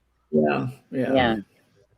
We went. So this all occurred back when I got married, and we went on our honeymoon out to New Hampshire, and my uncle managed the Mount Washington Hotel in northern New Hampshire up in the White Mountains. And it's that beautiful big white hotel with the big red roof. It's up by Mount Washington, and it has a huge, it's just beautiful. We went there, it rained for like 3 days in a row. And so we said, well, let's rent a car and go down to Boston and hit the Cape. And it was so cool because it was like two different completely parts of the world. We were in the mountains, hiking in the mountains, trout streams. And the next day we went and spent 3-4 days on the ocean, the fishing villages and all that. I mean, it was just like 2 completely different environments, just a few hours away from each other. Were you into cryptids then, or were you just? Well, I had had an encounter then, but I wasn't into the research then. Because it's like if you've had something like that and then you go somewhere, everything. Well, nothing is the same for me. I travel still, but it's not the same. I was just joking about that yesterday on the phone with Doug Hychek. I said, it used to be my 10 bucket list locations around the world would be like one of those huts over the water in Fiji, hanging in a hammock in the Bahamas. Now my top 10 places are like Bigfoot hunting in Washington State, Bigfoot hunting, and I mean, it's like everything changed. Priorities changed. Totally changed. Absolutely. I will go find Bigfoot in Fiji. Yeah. I don't have a problem with I that. could do that. We could find Sasquatch in Fiji. I'm sure of it. I don't know about that. You might find some mini hunas though. Let's go. You've seen the pictures of the turquoise water and those huts on stilts with the big elaborate. They got like little but they don't tell you about the little people that come in the night with the arrows. The little people that run up the edge of those platforms and come with their little spears and get you. Isn't that they more probably have little people there. They probably have little. Remember Trilogy of Terror? Mini hunas. Oh no! Don't We say were that. just talking about that the other night. No, don't say that. Don't ruin my vacation. Yeah. Right, Joe? You know what I'm talking about, Joe. Yeah. We were just talking about the other night. You don't watch that stuff before you go on a Caribbean No, I vacation. don't watch that. No. It'd be like watching the movie The Edge before you go to Alaska camping for a week. Like, you just don't do that, right? Yeah, see, before me and Molly go see Jackie, I am not watching any killer grizzly movies. You see, you got to watch The Edge. Anything like that because Anthony Hopkins being pursued by that grizzly. By Larry Canute, who was one of my teachers. Okay, Larry Canute. He wrote Bear Tales. You got to read it. It'll scare the hell out of you, and you will never come to Alaska. See, that's what I want to come see you. So I don't know. Yeah, me too. Yeah, we're already. Yeah. I don't want another My wife was like, I want to camp in Alaska. And the first thing I said, what? I tell myself if I There's just load up the, grizzlies. if I just load up the snowmobiles and just focus on the sledding, that I won't be distracted by all the Yes. dangers. Or what's chasing you? Yes. But then I watched Yeah. the They'll be YouTube sleeping when video. it's winter time. They'll be Did all. you watch the YouTube video? The girl on a snowboard in Alaska, and she's snowboarding, and she's has a selfie stick, filming herself, and she's on a black diamond run snowboarding, and in the background you see this huge grizzly come running out of the trees chasing That's not her. real. That wasn't real. That was all they. Was That that was to fake. be on time? Yeah, no, that wasn't Yeah. real. I'm just But telling you, once I you would saw be proud that, of me. I I was bought like, one of those It looked tracker good. things. It looked really Hey, good. It scared the that hell looked out of you, really though. good. Hey, Mo. Yeah. You know, I love how you come up with those quick observations, man. When you're like when you're running, or like when something's chasing you. Right. He always comes out with those quick observations. I like to look at the people that I'm with, because my first observation is I don't have to be the fastest, but I can't be the slowest. Yeah. Right. Yeah. Right. Yes. So I got to find Yes. some fatty with But a little bit of a I'm one of limp those in order people to that feel I'll stay comfortable. behind and I'm help the you. slowest, so I'm the Just- slow that'll be person. me. If you're Just go slower than somewhere me, with I'll me, help Jeff. you. I'll just come up riding the bear. Somebody's got to be Hey, what's drunker up? than I am in order to. Everybody that goes out with me just looks at me and goes, yeah, I can run faster than he can. No problem. We're good. Just take out their knee. You're all right. Have I told you lately that I love you? I do. Love you, You guys honey are so buns. wonderful. Yeah, you're so beautiful. See a lot You of know, new I mean, people it's in so chat. it's so good What- to connect with another bunch of nuts. Right.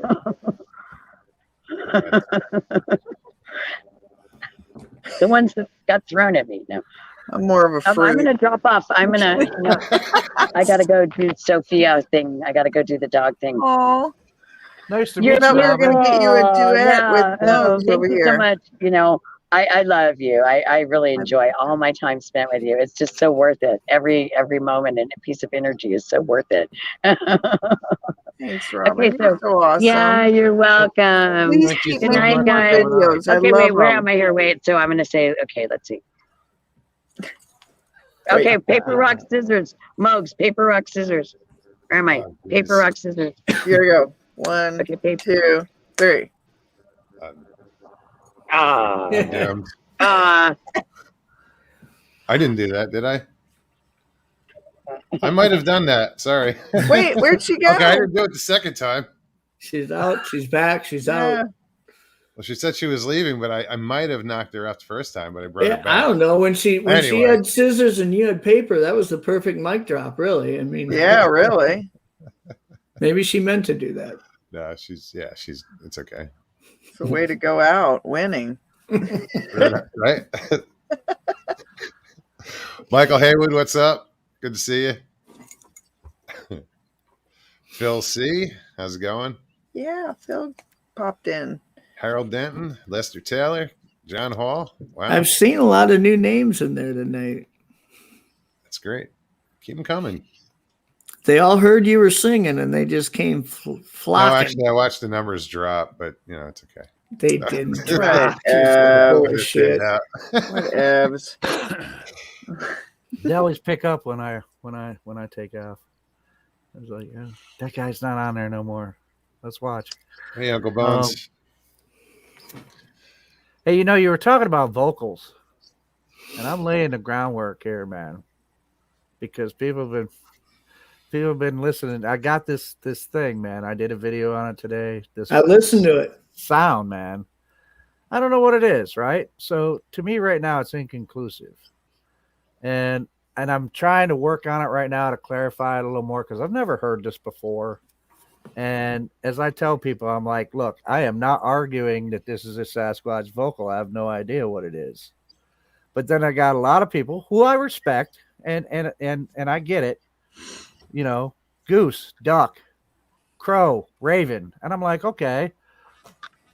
All right. Well, just like I would need proof. If somebody said, no, that's a Sasquatch vocal, well, I'll be like, well, how do you know that? Well, And yeah. so when people say, well, it's a duck, goose, crow, or raven, it's like, well, show me the recording that matches that, because I've listened to a lot of them and I can't come up with that at all yet. So Joe, I'm gonna do another vote. I'm gonna do another video on it, Jeff, and I'm gonna put up all comparisons. I listened to that today probably 50 times.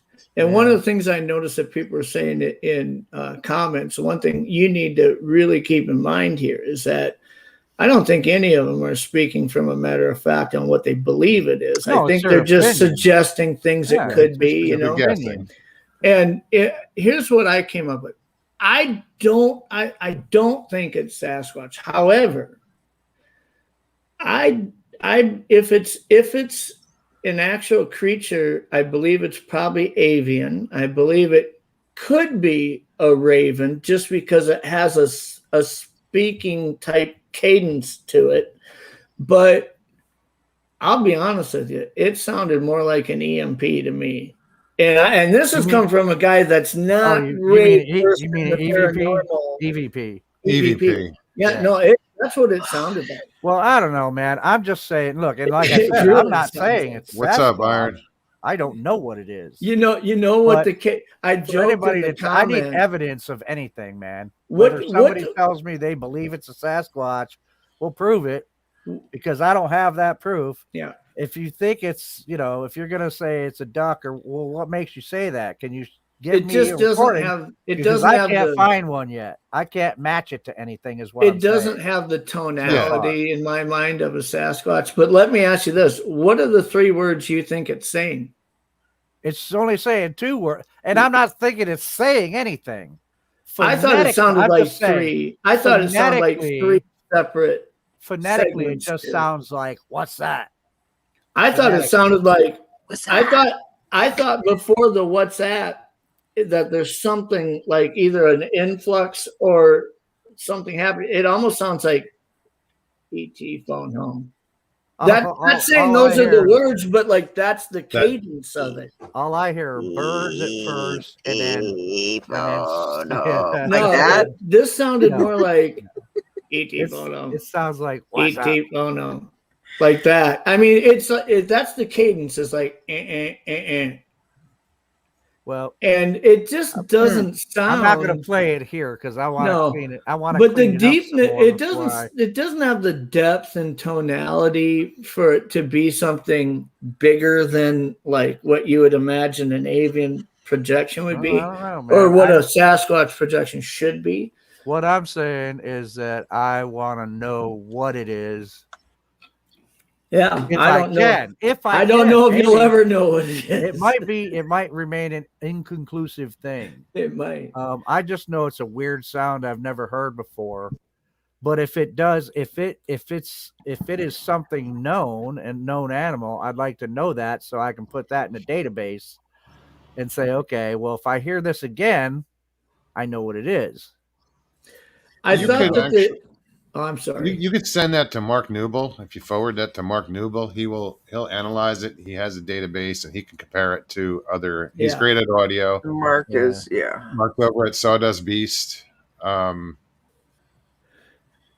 him out. It sounds to me like the cadence of it could be an avian call, but the sound it's making sounds electronic.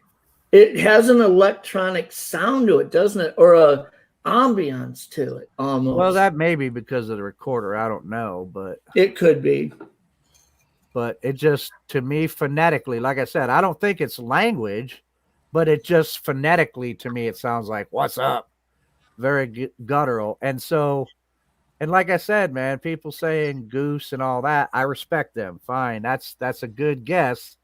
But all I'm saying is that every recording, and I poured over everything I could find about goose. Did you capture this with Mike the other night? No. This is a capture that I did when the wife and I were up there camping. Oh, I was going to say where you and Mike were, it wouldn't be a goose from just because of the location, but Well, right. That's the other thing that I'm going to put it all in a video. Wouldn't be another really video, any waterfall because likely. there's no reason for a goose or a duck to be where that recording was picked up. Yeah. There's no reason for them to be there at all. Crow, raven, yeah. But I've poured over crows and raven calls, different vocals that they do, and so far I have not found anything that sounds anything like that.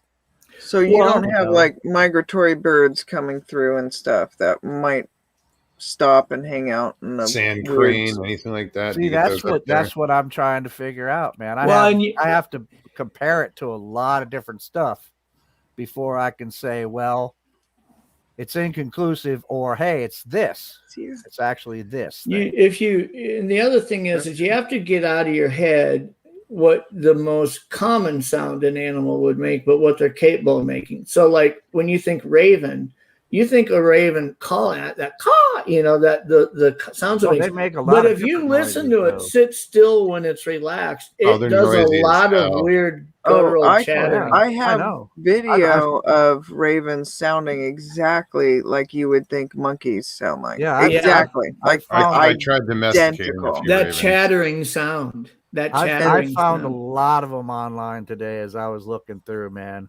I mean, I went through so many different videos and things about different ravens. I listened to all kinds of different ones of ravens and crows, and they do make a lot of weird noises, but there still was not one yet. I'm not saying there's not one, but not one yet that I found that sounded like that, though. That would be really interesting to see what Mark comes up with, because I think that's he where looks you should at send the all over the spectrograph, and and he has a way of putting it, like Mokes was saying, in that database. Yeah, that's what I have it on, real fast. What and all that, but what layover, I'm just learning how to use it right now, but I know that somebody else that's better versed at it can probably clean it up a lot faster. Well, what Mark's going to do is compare it to a library of sounds and frequencies. And that would be awesome. And it's not just the audible sound that you're hearing. It's the frequency transmitted in that sound that he's going to compare it to your recording. And I've seen this too, where they do that and they'll say, okay, this is the animal we think it is. And right away, you're like, what the fuck are you talking about? That's not what it is. But then you start realizing the frequencies that those animals are capable of. And all of a sudden it starts to click and make sense. Well, I've been starting to go through database of even not even just birds, but any other animal that might, because I know foxes make all kinds of weird noises. Yeah. Sometimes bobcats, they can make some really weird noises. People always talk about hearing a bobcat scream and how it makes you jump out of your skin. That's only one vocalization they do. Any cat, what's really interesting is take a house cat, a domestic cat, when it sits by the window and watches a bird feeder and birds land on it, and the sounds it starts making, it's trying to chatter and mimic a bird. Its jaws and stuff. It's like, dude, I can't believe this cat is making that. They start doing this. It's like, that's a cat? Yeah. That's what I'm trying to say, man. I mean, I appreciate everybody's opinions on it, but it's like, dude, if you think you know what it is, then please give me what you got that tells you that that's what it is. I mean, because you can say goose, raven, duck, whatever, weasel all day long, and that's fine. But my goal is to really find out what it is. Well, that's the beauty of something like what the tools that Mark has, is because he will be able to lay it over and say, okay, it's capability of being within this vocal range. This is what it's, like this is the range of this, a human, a blah, blah, blah, blah, blah. Yeah. And it will be like, that would probably help you out a lot, because sometimes like you'll have some audio that is just they just don't know. Yeah. And just in case anybody in chat, the curiosity's killing them, we'll just do the merciless shill here. Pop over to Joe's channel, Western New York Bigfoot. Because you've got it up there now. I seen you had it on Facebook, There's so a you've got it video on there. yours. Yeah, it's on both. It's on YouTube and go check it out and listen you to it. know. See what you think. Put it in the comments what you think it is. I get a lot of people saying that they hear "What's up." Somebody told me earlier they heard "What the." I hear "What's that" phonetically. That's what it sounds like. What's that? But I mean, like I said, look. So far, I'm batting 1,000 in my recordings of me being able to figure out what the hell it is that I recorded so far. You know, until this. Until this, I've recorded a lot of owls. I've recorded a lot of foxes. I've recorded other things, and I've always figured out, okay, this is what it is. Even though it sounds weird, this is what it is. Yeah. Is that in your audio capture analysis? Is that the Yes. That's what that is. Audio capture analysis. Yeah. And, you know, that's my goal here. My goal is not to be like, hey, I caught Sasquatch, because I don't believe that's what it is. Yeah. I don't know. Hell, even if I thought it was Sasquatch, I'd never say I caught Sasquatch. Right. I mean, it's in the area where I had my encounter. So for me to totally say it can't be, I'd be lying. But I don't know that that's what it is, because I have nothing to compare it to. What's uncomfortable about it, Joe, is that usually as researchers, we have a gut instinct. We don't want to declare it, but we have a gut instinct of what we feel it is. And when you get something that it's like, I don't feel like I can follow my gut anywhere on this. I'm not leaning anywhere. It's perplexing. It about drives you insane. You can't fall asleep at night without thinking. I want to know what this is, because I've never heard it before. You know, I've never even heard anything similar to it myself, honestly. I've heard, like I said, I've heard lots of different noises out there. Some I can't explain. But eventually, or some I couldn't explain at first. Eventually I did figure out what they were. But so far, man, I've been poring over all kinds of stuff on the internet trying to match this sound up. John Hall has a question you guys might be able to. John Hall says, gentlemen, can coyotes make really long howls? Because last night I heard 2 long howls about 3 minutes apart, and I would have thought Bigfoot. Well, the big thing about coyote howls and wolf howls is that canines can't do a vowel shift. So that's the one thing you want. I don't pay much attention to the length, because a lung full of air, coyotes can go for a long time. And a lot of times when you have them howling in almost in harmony, that one will leave off and one's still going, another one will pick up into it, and it sounds like one howl, just if it's not a huge pack of them. But the one thing that canines can't do is a vowel shift, and that's the A to O or the O to A. And I'll give you an example. Right. When you hear a howl that goes, "Ow, ah," like that, or "Ow," and it drops it, that's not a canine. Canines cannot do that vowel shift. They physically can't. So when you hear something, a big howl, and you think, was that a canine? The first thing I ask is, was there an A to O or an O to A vowel shift in it? Because canines aren't capable of doing that. They'll hold that same O note or the same A note through it, but they can't shift at the end when they fall off. That intensity fall will just be ooh, rather than switching to the ah on the fade.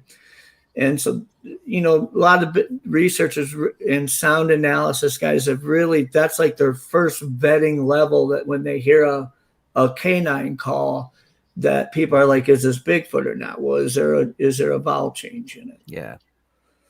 Yeah, it's about, I agree with that. That's really about the best way. Butterfly, it's actually, you have to put in the whole thing, because there is another place called Western New York Bigfoot. Mine is called Western New York Bigfoot Investigation Group. If you put in the whole thing, it'll take you right there. Here's the other thing that sucks about it. Joe, I'm sure Joe's discovered this in the past, if not today. I got some really good audio captures, and I mean, they will blow your mind. The problem is I can't, it's hard to share them on a YouTube page, okay? Because if we put them up here, With good studio headphones, you will be on the edge of your seat listening to them. But 3/4 of the people aren't using those. Yeah. If they're just Well, listening on their phone or something, they're like, I don't get it. What are you? That's what I recommend. If you listen to that, listen to it with headphones on, because that's the way I'm hearing it. Also, even on the equalizer, I'm listening through these headphones, and you can really hear that whatever it is. We'll call it, for all intents and purposes right now, we'll call it a vocal. You can hear that vocal, that noise, that sound. It's different from all the other birds chirping that you hear that I haven't been able to clean out yet. I'm working on that. I'm working on getting rid of the background noises, so all you can hear is that thing that sounds like, to me, phonetically, what's up. And it's kind of a deep croak in a way. It echoes a little bit, but so is there a timestamp in that video or does it right from the beginning? It's a short video. It's right around. It's in between. Well, if you're looking at the graph, if it's in the graph, it's like right around 23 or 24. You'll see it counting down. It'll be like 15. It'll get to 20. And then somewhere between 20 and 30, I think it's right around 25, 26, you hear. But in your 14-minute video that you posted, Joe, right away you start playing it, don't you? Well, yeah, and then I'm playing around with it too. Okay, so I don't have to look for it. I remember watching a video, and in the first minute, he's playing it. And I loop it. You don't have to watch 14 minutes of video to hear it. No, I loop it a bunch of times too. So I've got 3 audio captures that are rather long. I mean, like 5-6 minutes long. That one of them's almost 10 minutes long. That Doug Hitech gave to me. His son Blaine was camping up in the Boundary Waters on an area called Angleworm Lake with his girlfriend. And they went way back in there to get here. There's no humans around. And Blaine at the time had these really high quality audio recorders, and he had hung them in different areas, like 100 yards that way, 300 yards that way of where their tent was, and then had one on a tree right by a picnic table. And they're camping right on the edge of this lake. There's no wind at all. All 3 nights they were there. And the first night they were there, Blaine's sleeping in the tent. You can actually hear him snoring. He had an audio recorder going in the tent too. And you hear, as he's snoring, this kasploosh. I mean, something threw a rock in that lake. And it wasn't, I don't believe it was a beaver jumping. You know, if you hear a beaver ever jump in a lake with its tail flexed, sounds like that depth plunge, sound. It wasn't like that. This was like a rock hitting it, and you could hear it clacking because it lands in shallow water. But I mean, it's big, and you can hear the sound. Oh, just these weird sounds. And his girlfriend's waking up. Blaine, wake up! Wait, you can hear her waking him up, and he's like, "What?" And she goes, "Listen to this." And they're listening, and you hear another rock get thrown in. And you can hear the footsteps, bipedal footsteps, very heavy footsteps. And it walks right up next to where this recorder's hanging in this tree and stands right next to it, because you hear it walking as it gets real close, and you can hear it breathing. And as it stands there really still, you can hear its heartbeat in the recorder going boom, boom, boom, boom, boom, boom, boom, boom, boom, boom. And Doug had that all analyzed, and the heartbeat is in infrasound. I mean, and there's like 3 nights of these encounters going on. And I've wanted to play it online somewhere, because Doug said, look, Blaine wants people to hear it. It's just, where do you do it? And Doug's thing is, he'd love to put it on his radio show on Untold Radio. Problem is 3/4 of people are driving in their car. They aren't that infrasound. You won't even hear it. You've got to have really good headphones on, and it will blow you away. But on regular computer speakers or something, I mean, it's just, you're missing it. It's like going to a 3D movie and not having the glasses. It's a good analogy, or a good comparison. Yeah. Well, when I do listen to it, I definitely have my headphones on. Yeah, I mean, and you can hear it, man. I mean, I don't, like I said, I don't know what it is. And where was this There's- recorded? This was in my research area here in New York in Allegheny County, and my wife and I were camping. Now, people ask me what time of day was it. The only thing I can tell you is that it was 19 hours and 12 minutes into a 40-hour recording. And I know it was during the day, sometime during daylight hours, because you can hear other birds singing. At night, there ain't a whole lot of birds singing. So, And you've got other videos, if you go back in your library on your videos on your channel, of you and Molly camping in this spot. I remember one where you were looking at the trees and you were making coffee that morning. You got up before she did. So if people want to get a visual of what the area looks like, they can get that in some of your other videos. Yeah, as a matter of fact, and the one I have up there where I caught what sounded like wood knocks, and they could have been anything.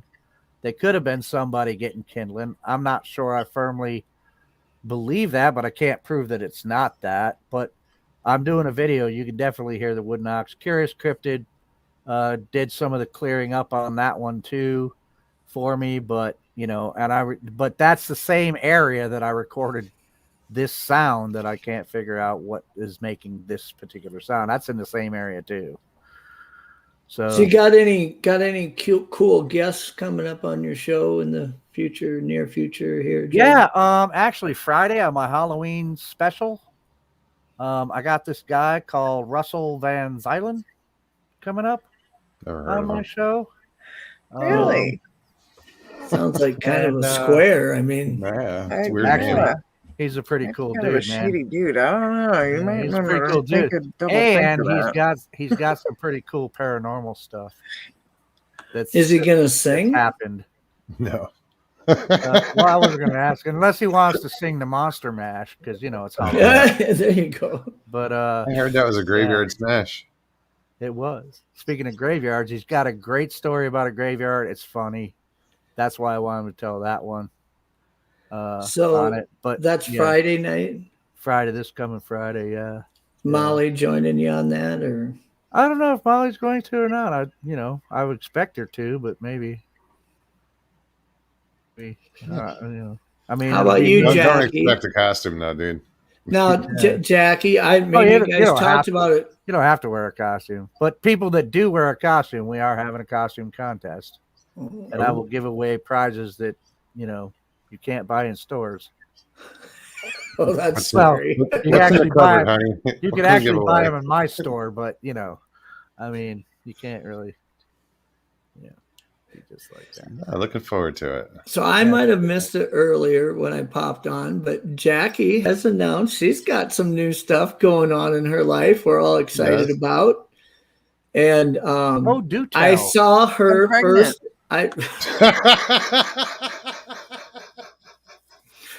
No, this is bigger than that, Jackie. Come on, that's way bigger. I don't, honestly, kick Captain Jake off the floor now. So, what night are you on? Sunday nights? Yes. Sunday nights at 5:30, is it? Well, I don't know Eastern or Central. Central, yeah. 5:30 Central. Yeah, 2 p.m. Alaska time. So that'd be 3 p.m. Pacific time. Okay.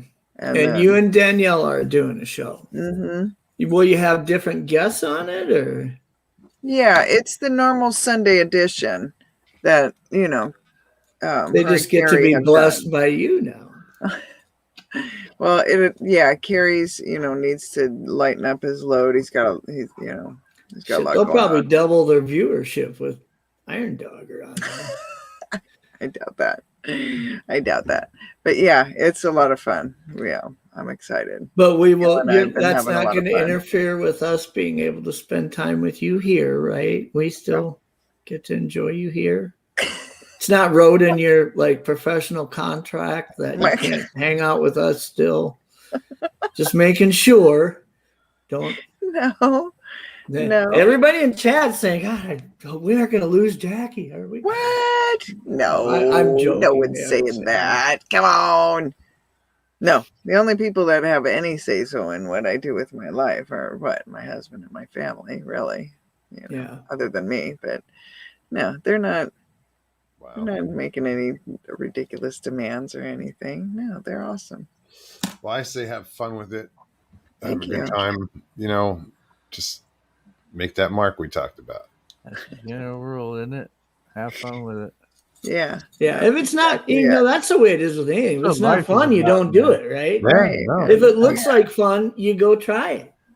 Yeah, I've done it's been- stuff in life where I thought it'd be real fun and it wasn't, so I don't do it anymore. All Other right. stuff I don't want to do it, and people make it, and you're like, shit, this is fun, you know. So Yeah. you don't know what you're gonna get into. Yeah, it's like, you know, Daniela has got a great sense of humor. I don't think a lot of people, you don't get to see it, you know, enough, but she does. She is hilarious. She And brings so- her serious side to a lot of it, and you know, understanding the nature Right. of the interviews, it's hard Yeah, to interject humor into something where Right. somebody's bearing their soul and exactly. sharing something that was, you know, Very possibly serious, emotionally yeah. traumatic. So Yeah, you know, that's something, Jeff, that you mentioned. You kind of could say that about my encounter, man. yeah. When I got to that point, I was probably one of the thoughts could have been, this isn't fun anymore. Yeah. Well, yeah, that's interesting because Pat This had a isn't fun anymore. Pat had a show the other night. Do you really want to have an encounter? Yeah, and you know, I I was on kind of there. laughed at the title at first, but you know what? People, what are you trying to seek out here? Are you saying you want to see one from 100 yards away, really clearly? Yeah. Are you saying that you'd like to be 15 feet away from one? Are you saying you'd like to have one grab you by the arm? Definitely. I mean, not. at what point do you say, fucking count me out? I'm not signing up for this anymore, right? Because a lot of times you don't get to choose that in an encounter. It just happens. And for anybody who's had one, a minute before it happened, none of them really knew they were about to have one. And so you got to understand that people's mindset is that I really hope someday I get to see one, or I get to, you know, but you know, you don't really get to control the parameters in which it happens and to what extent. And, you know, that's something that a lot of people don't really analyze in their head. I bet you can relate to that, though, Mo, can't you? What's that? About Wanting to see one? Well, no, not necessarily just Sasquatch, but being in a scary situation you never thought you'd be in and how you react to it, right? You know, because you've had a lot of paranormal stuff happen. Not a lot, but Like, there's a well- situation where I just felt fear. I was in a house and just was overcome with fear. But I was so scared that it like bypassed scared. It started here and went like right to pissed off.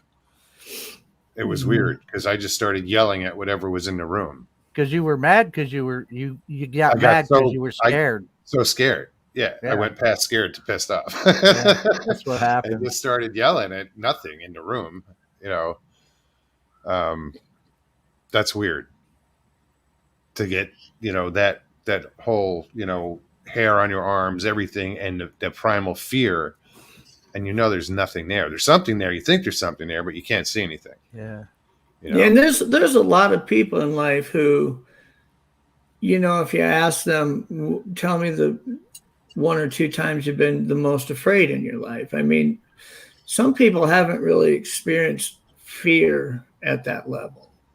You know, I mean, there's a lot of things that we say we're afraid of, or there's traumatic things that have happened in our life, but that's all relative to what your life experience is. Yeah. And, you know, like when I tell people often that when my encounter happened, I was 18 years old, and I'm glad that I had no experience with research or stories or hearing all the accounts I've heard now, because when it happened, I was really bewildered and in shock and kind of just let myself just exist in that experience to a point to where I got a log thrown at me and knocked downhill, you know. I mean, I think about that now with my life experience now and research and hearing all the things.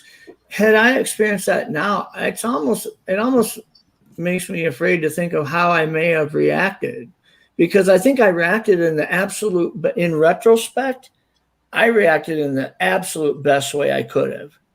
And that's don't freak out. Don't get aggressive yourself.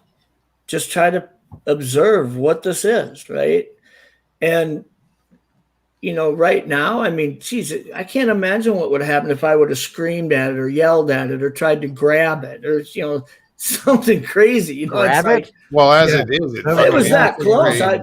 You know, right now, look, I've spent the last 6 months trying to collect some hair. I could have reached out and grabbed a handful of it right off its leg right there, you know.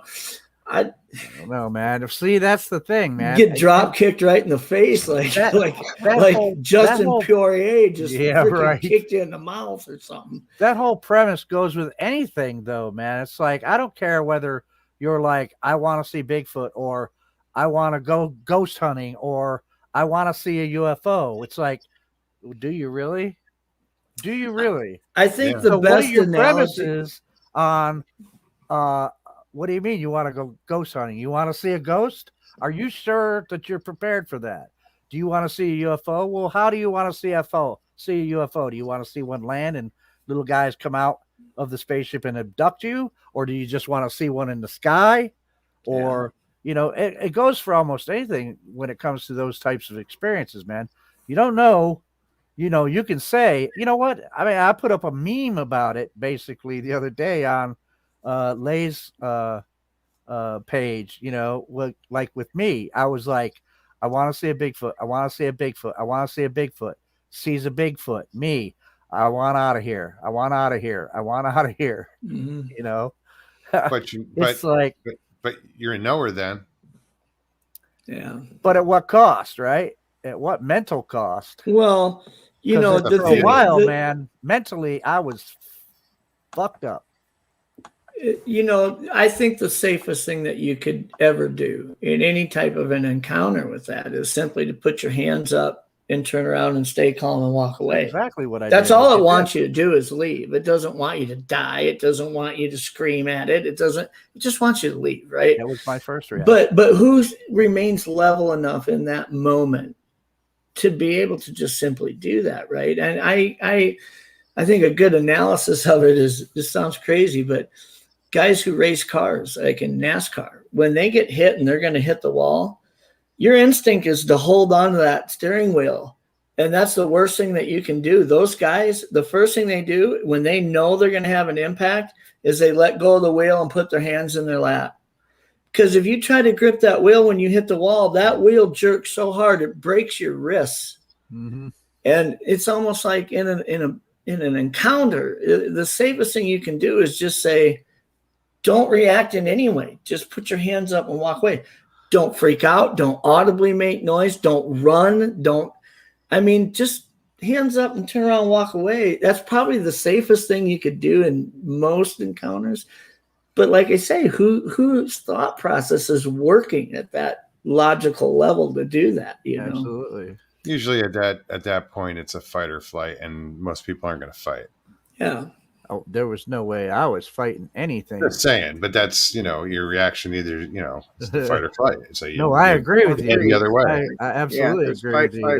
There was no There's fight. Three. What's the third? Freeze. Oh, freeze. Fight, flight, or freeze. Like, Mr. Lee. Yeah. Well, freezing could have been very easy to do. So have curling up in a ball in a fetal position on the ground would have been something very easy to do too. Everybody's personality. I just didn't think it was the wisest thing to do at that moment. Usually fight, flight, or freeze isn't a choice. It's your life experience and your personality is instinctively you're going to do one of them, whether you realize you're doing it or not. Some people are just freaking fall to the floor and curl up in a ball.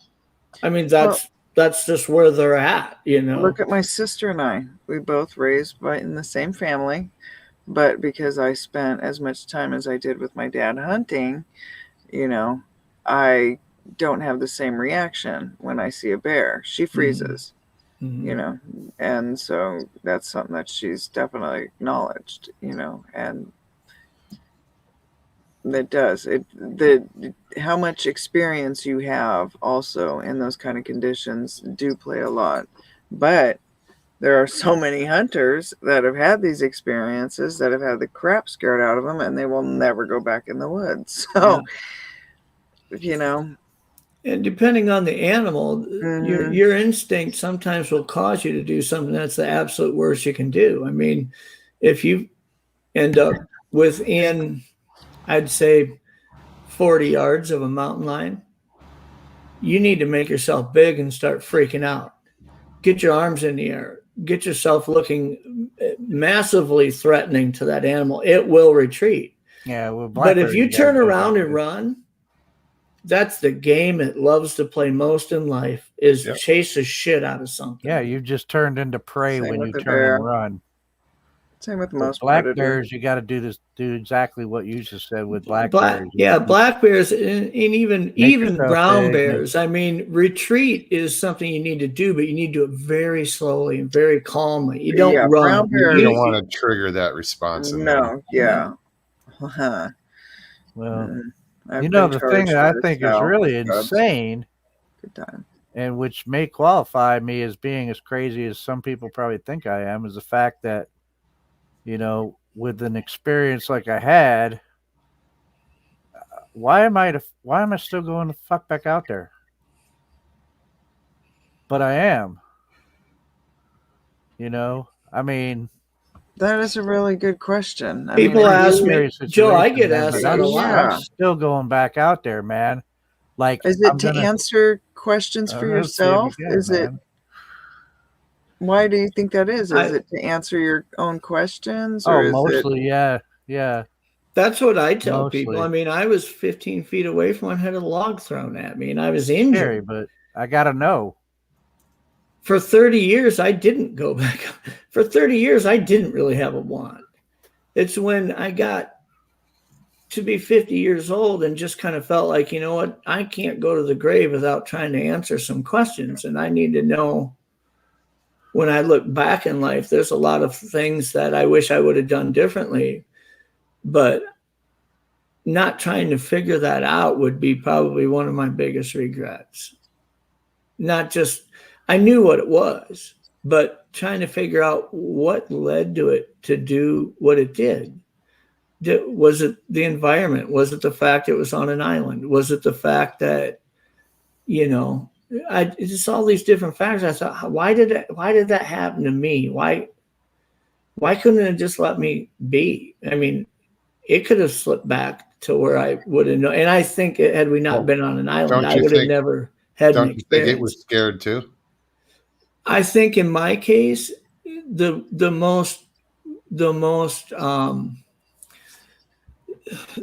most definitive and probably different thing that happened in my encounter was that it happened on a small 30-acre island. Okay, so it didn't have an infinite forest to retreat into. Had it had that, I don't think I ever would have had an encounter.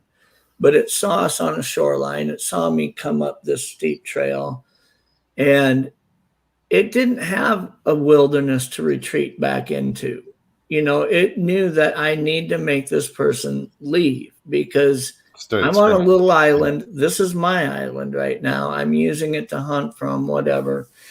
And so it starts out by stomping and breaking a huge log. It starts out by making a sound as it moves. And then I'm standing there looking into the trees thinking I've got a black bear in front of me. And I stand there for 2 minutes staring at these trees, waiting to find this bear movement, and I can't find it. And then all of a sudden it steps out and it lets itself be seen. And I'm standing right in front of it looking at it. And I still don't run away. I'm just like in shock, like, holy shit, I'm just standing there looking up and down this thing. And it's holding this branch and it just shucks it at me. It didn't take it and hit me in the head and kill me. It could have done that at any time, and it didn't do that. It escalated this whole, I'm going to stomp something and make a noise and scare these people away. That didn't work. He comes up this trail. I make some noise. He doesn't run away. I step out and show myself to him. He doesn't run away. So now I got to throw this log at them and knock them down the trail, and they run away. It's like this escalated response. It didn't start out you at didn't the worst respond the way he wanted you to. Yeah, it's like he tried to use the minimal that he had to use to get what he needed was for me to leave. And when each level didn't work, he was going to keep going until we left. And I think that's I just didn't give it because of it being an island. It just didn't have that flight versus fight choice for it. It probably would have chose flight. I say to people all the time, for the 10,000 or so documented encounters that we're aware of, there's probably 1 million encounters where people were in the presence of one, but it chose not to let them know because it was able to just simply retreat back into the woods, and that human being kept walking down the trail, never knew it was right there. But it was an encounter to the Bigfoot. It just wasn't to the human. Yeah, that's what I guess that, that's, with my experiences, it's one of those things where I don't know, I'm just curious if I can see it again now that I'm more aware. And, that's because I've had so many odd things throughout all my time up here. And it's hard to go, okay, they're all definitely Bigfoot, but it's also hard not to say, well, they weren't at all, Yeah. That's why I'm a big proponent of just simply piquing its curiosity. I don't want to call out in a way that could be perceived as threatening. I don't want to knock on trees in a way that could be perceived as a message that it's not ready wanting to hear. Right. If I can just do something that makes it curious, that maybe invoke the best chance of an encounter, and don't really go beyond that.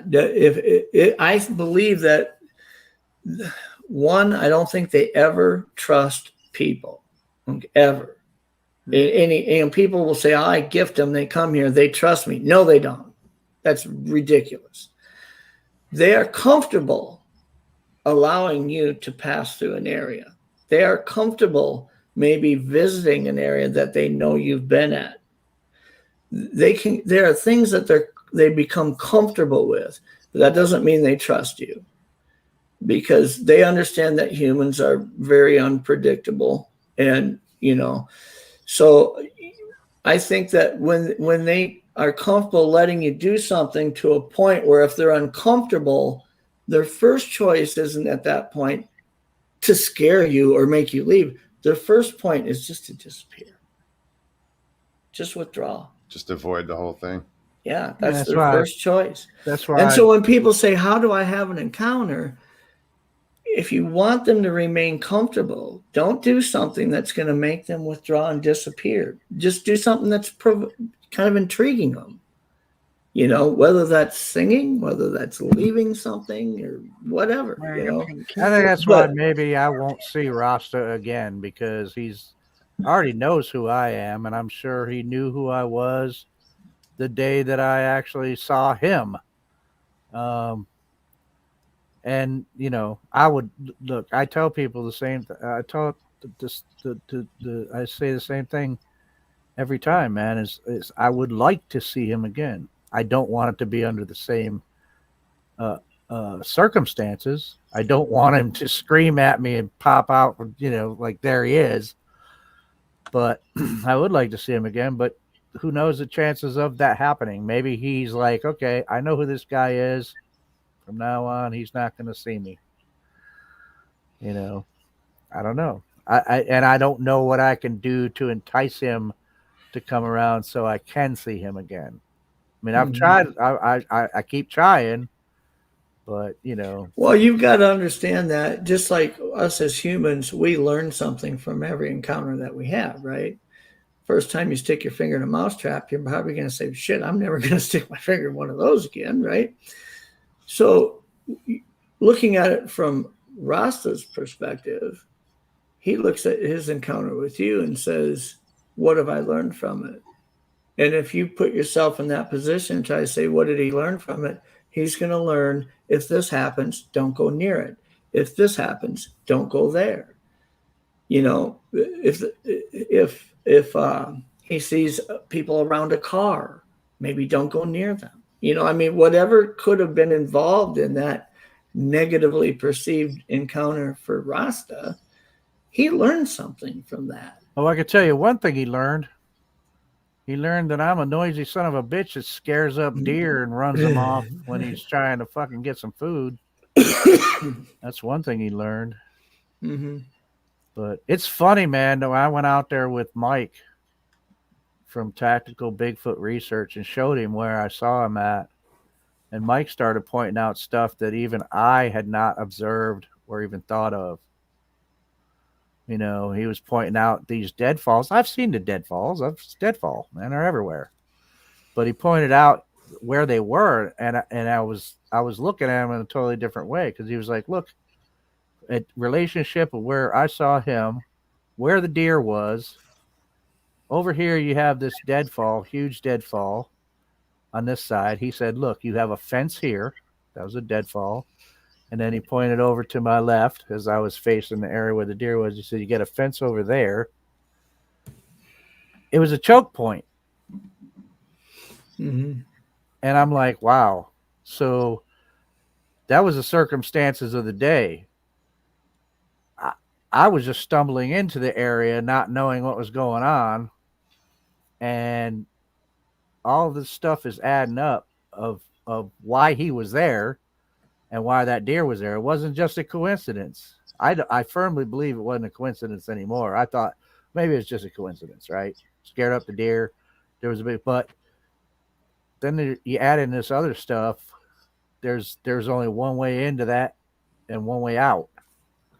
And it seemed to me he's pushing that deer maybe towards others, obviously, that I weren't even aware that were around, because all I saw was him. Yeah. So, Well, listen, this guys. is probably where you land your airplane here. Mogs, this is where you land the airplane probably tonight, right? Yeah, tonight. You're not gonna, unless you want to sing again. No, I think we've done enough of that. But if everybody in chat throws $5 at Mogs' channel, next week he'll be back, and I'll sing another song next week. You want to do that? I can be bought like that. See? all right. It's all about the mood. I guess the Snickers isn't Love good it. enough for you, but It's gonna say "Will Sing." Little sign that says "Will Sing" for food. well, I look forward to seeing you and your guest Joe on Friday. yeah, man, I think it's going to be interesting. Really It should interesting. be a good show. I'm on a show tomorrow night. I'm the guest on She Squatchers. Oh, right on. Really? Right on. They've got an interesting format because they do it live on the radio, and then so if you tune in live when it's on the radio, you can comment and all that. But then the video of their show comes on the hour after that, I believe, or something like that. It's kind of different. Oh, But then their show is broadcast all over the world in different time slots of unsold time slots or unscheduled stuff. Like she says, like a month after one of their shows, she'll get an email from Australia from somebody saying, I just heard your show on.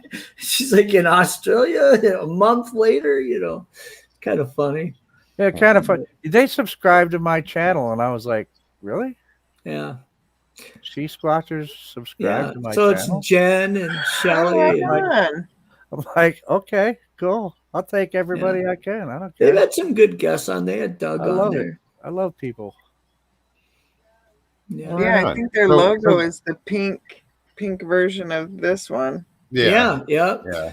One of them's from northern Minnesota, where she's not very far from my researcher, so I think she'll find it kind of intriguing. But they're not just into the whole Sasquatch thing. One of them's an empath, I think, and one of them's really into holistic healing and remote viewing. Cover a lot of stuff. Yes. I want to learn remote viewing so bad. That is one of the things I wanted to learn really bad. I'm jumping out. Right. Thanks, Mom. Great job. You guys See you have an Friday. awesome night. See It you was Friday, great seeing man. you again. All Definitely. right, bro. Bye, Jackie. Bye, Joe. It was awesome seeing you. Look forward to talk to seeing you you all Sunday time. night, Jackie. Awesome. And Thanks, Jeff. Jeff. Congratulations. Jeff. Yeah, Thanks. no, Jeff's always messing with me. Oop, I didn't do that. Wrong guy. All right. No, I didn't do it. Jeff Admit. did. See All right, ya. Joe. Thank you. Bye. See you, Good night. Joe. That went Night, by Dad. quick. What? That went by quick. Yeah, it did. I hope everybody in chat had a good time tonight. Check out, I want to thank Robin also for stopping on, as well as Joe and Yeah. Jeff. Check out everybody's channel, Western Bigfoot Investigation Group. Also, check out Iron Dogger's channel. If you enjoyed the show tonight, hit that like button. If you're new, subscribe, share the show. Like last week's show, I hope you shared the shit out of it, because that was a good show. And just I'm sorry, I just kind of got caught in a yawn and a stretch at the same time. Couldn't talk. Yeah, and if you guys are so inclined, I know somebody had mentioned check my PayPal. Thank you. If you're so inclined and you want to donate to the show, keep this going. The link is will be in the description, but it's also on the page and the banner in the right hand corner. It's tiny, little PP there. Anything and all is welcome. I appreciate it, guys. You guys have been so generous since I've started this, and thank you. Iron, thank you. You're welcome. Good job tonight. Oh, thanks. It was fun. Yeah. And I didn't get Brown Dwarf. What's up, man? Sorry, I didn't get to say hi to you. And there's a bunch of people I didn't get to say hi to, but Like thanks my for dad. coming. Hi, Dad. Mr. Page, good to see you. Well, guys, thanks again. And I will see you guys this Thursday. So prepare now to come hang out. You never know what's going to happen. I got talked into singing, God damn it. All right. Yay. All right, guys. Thank you so much. Peace and God bless.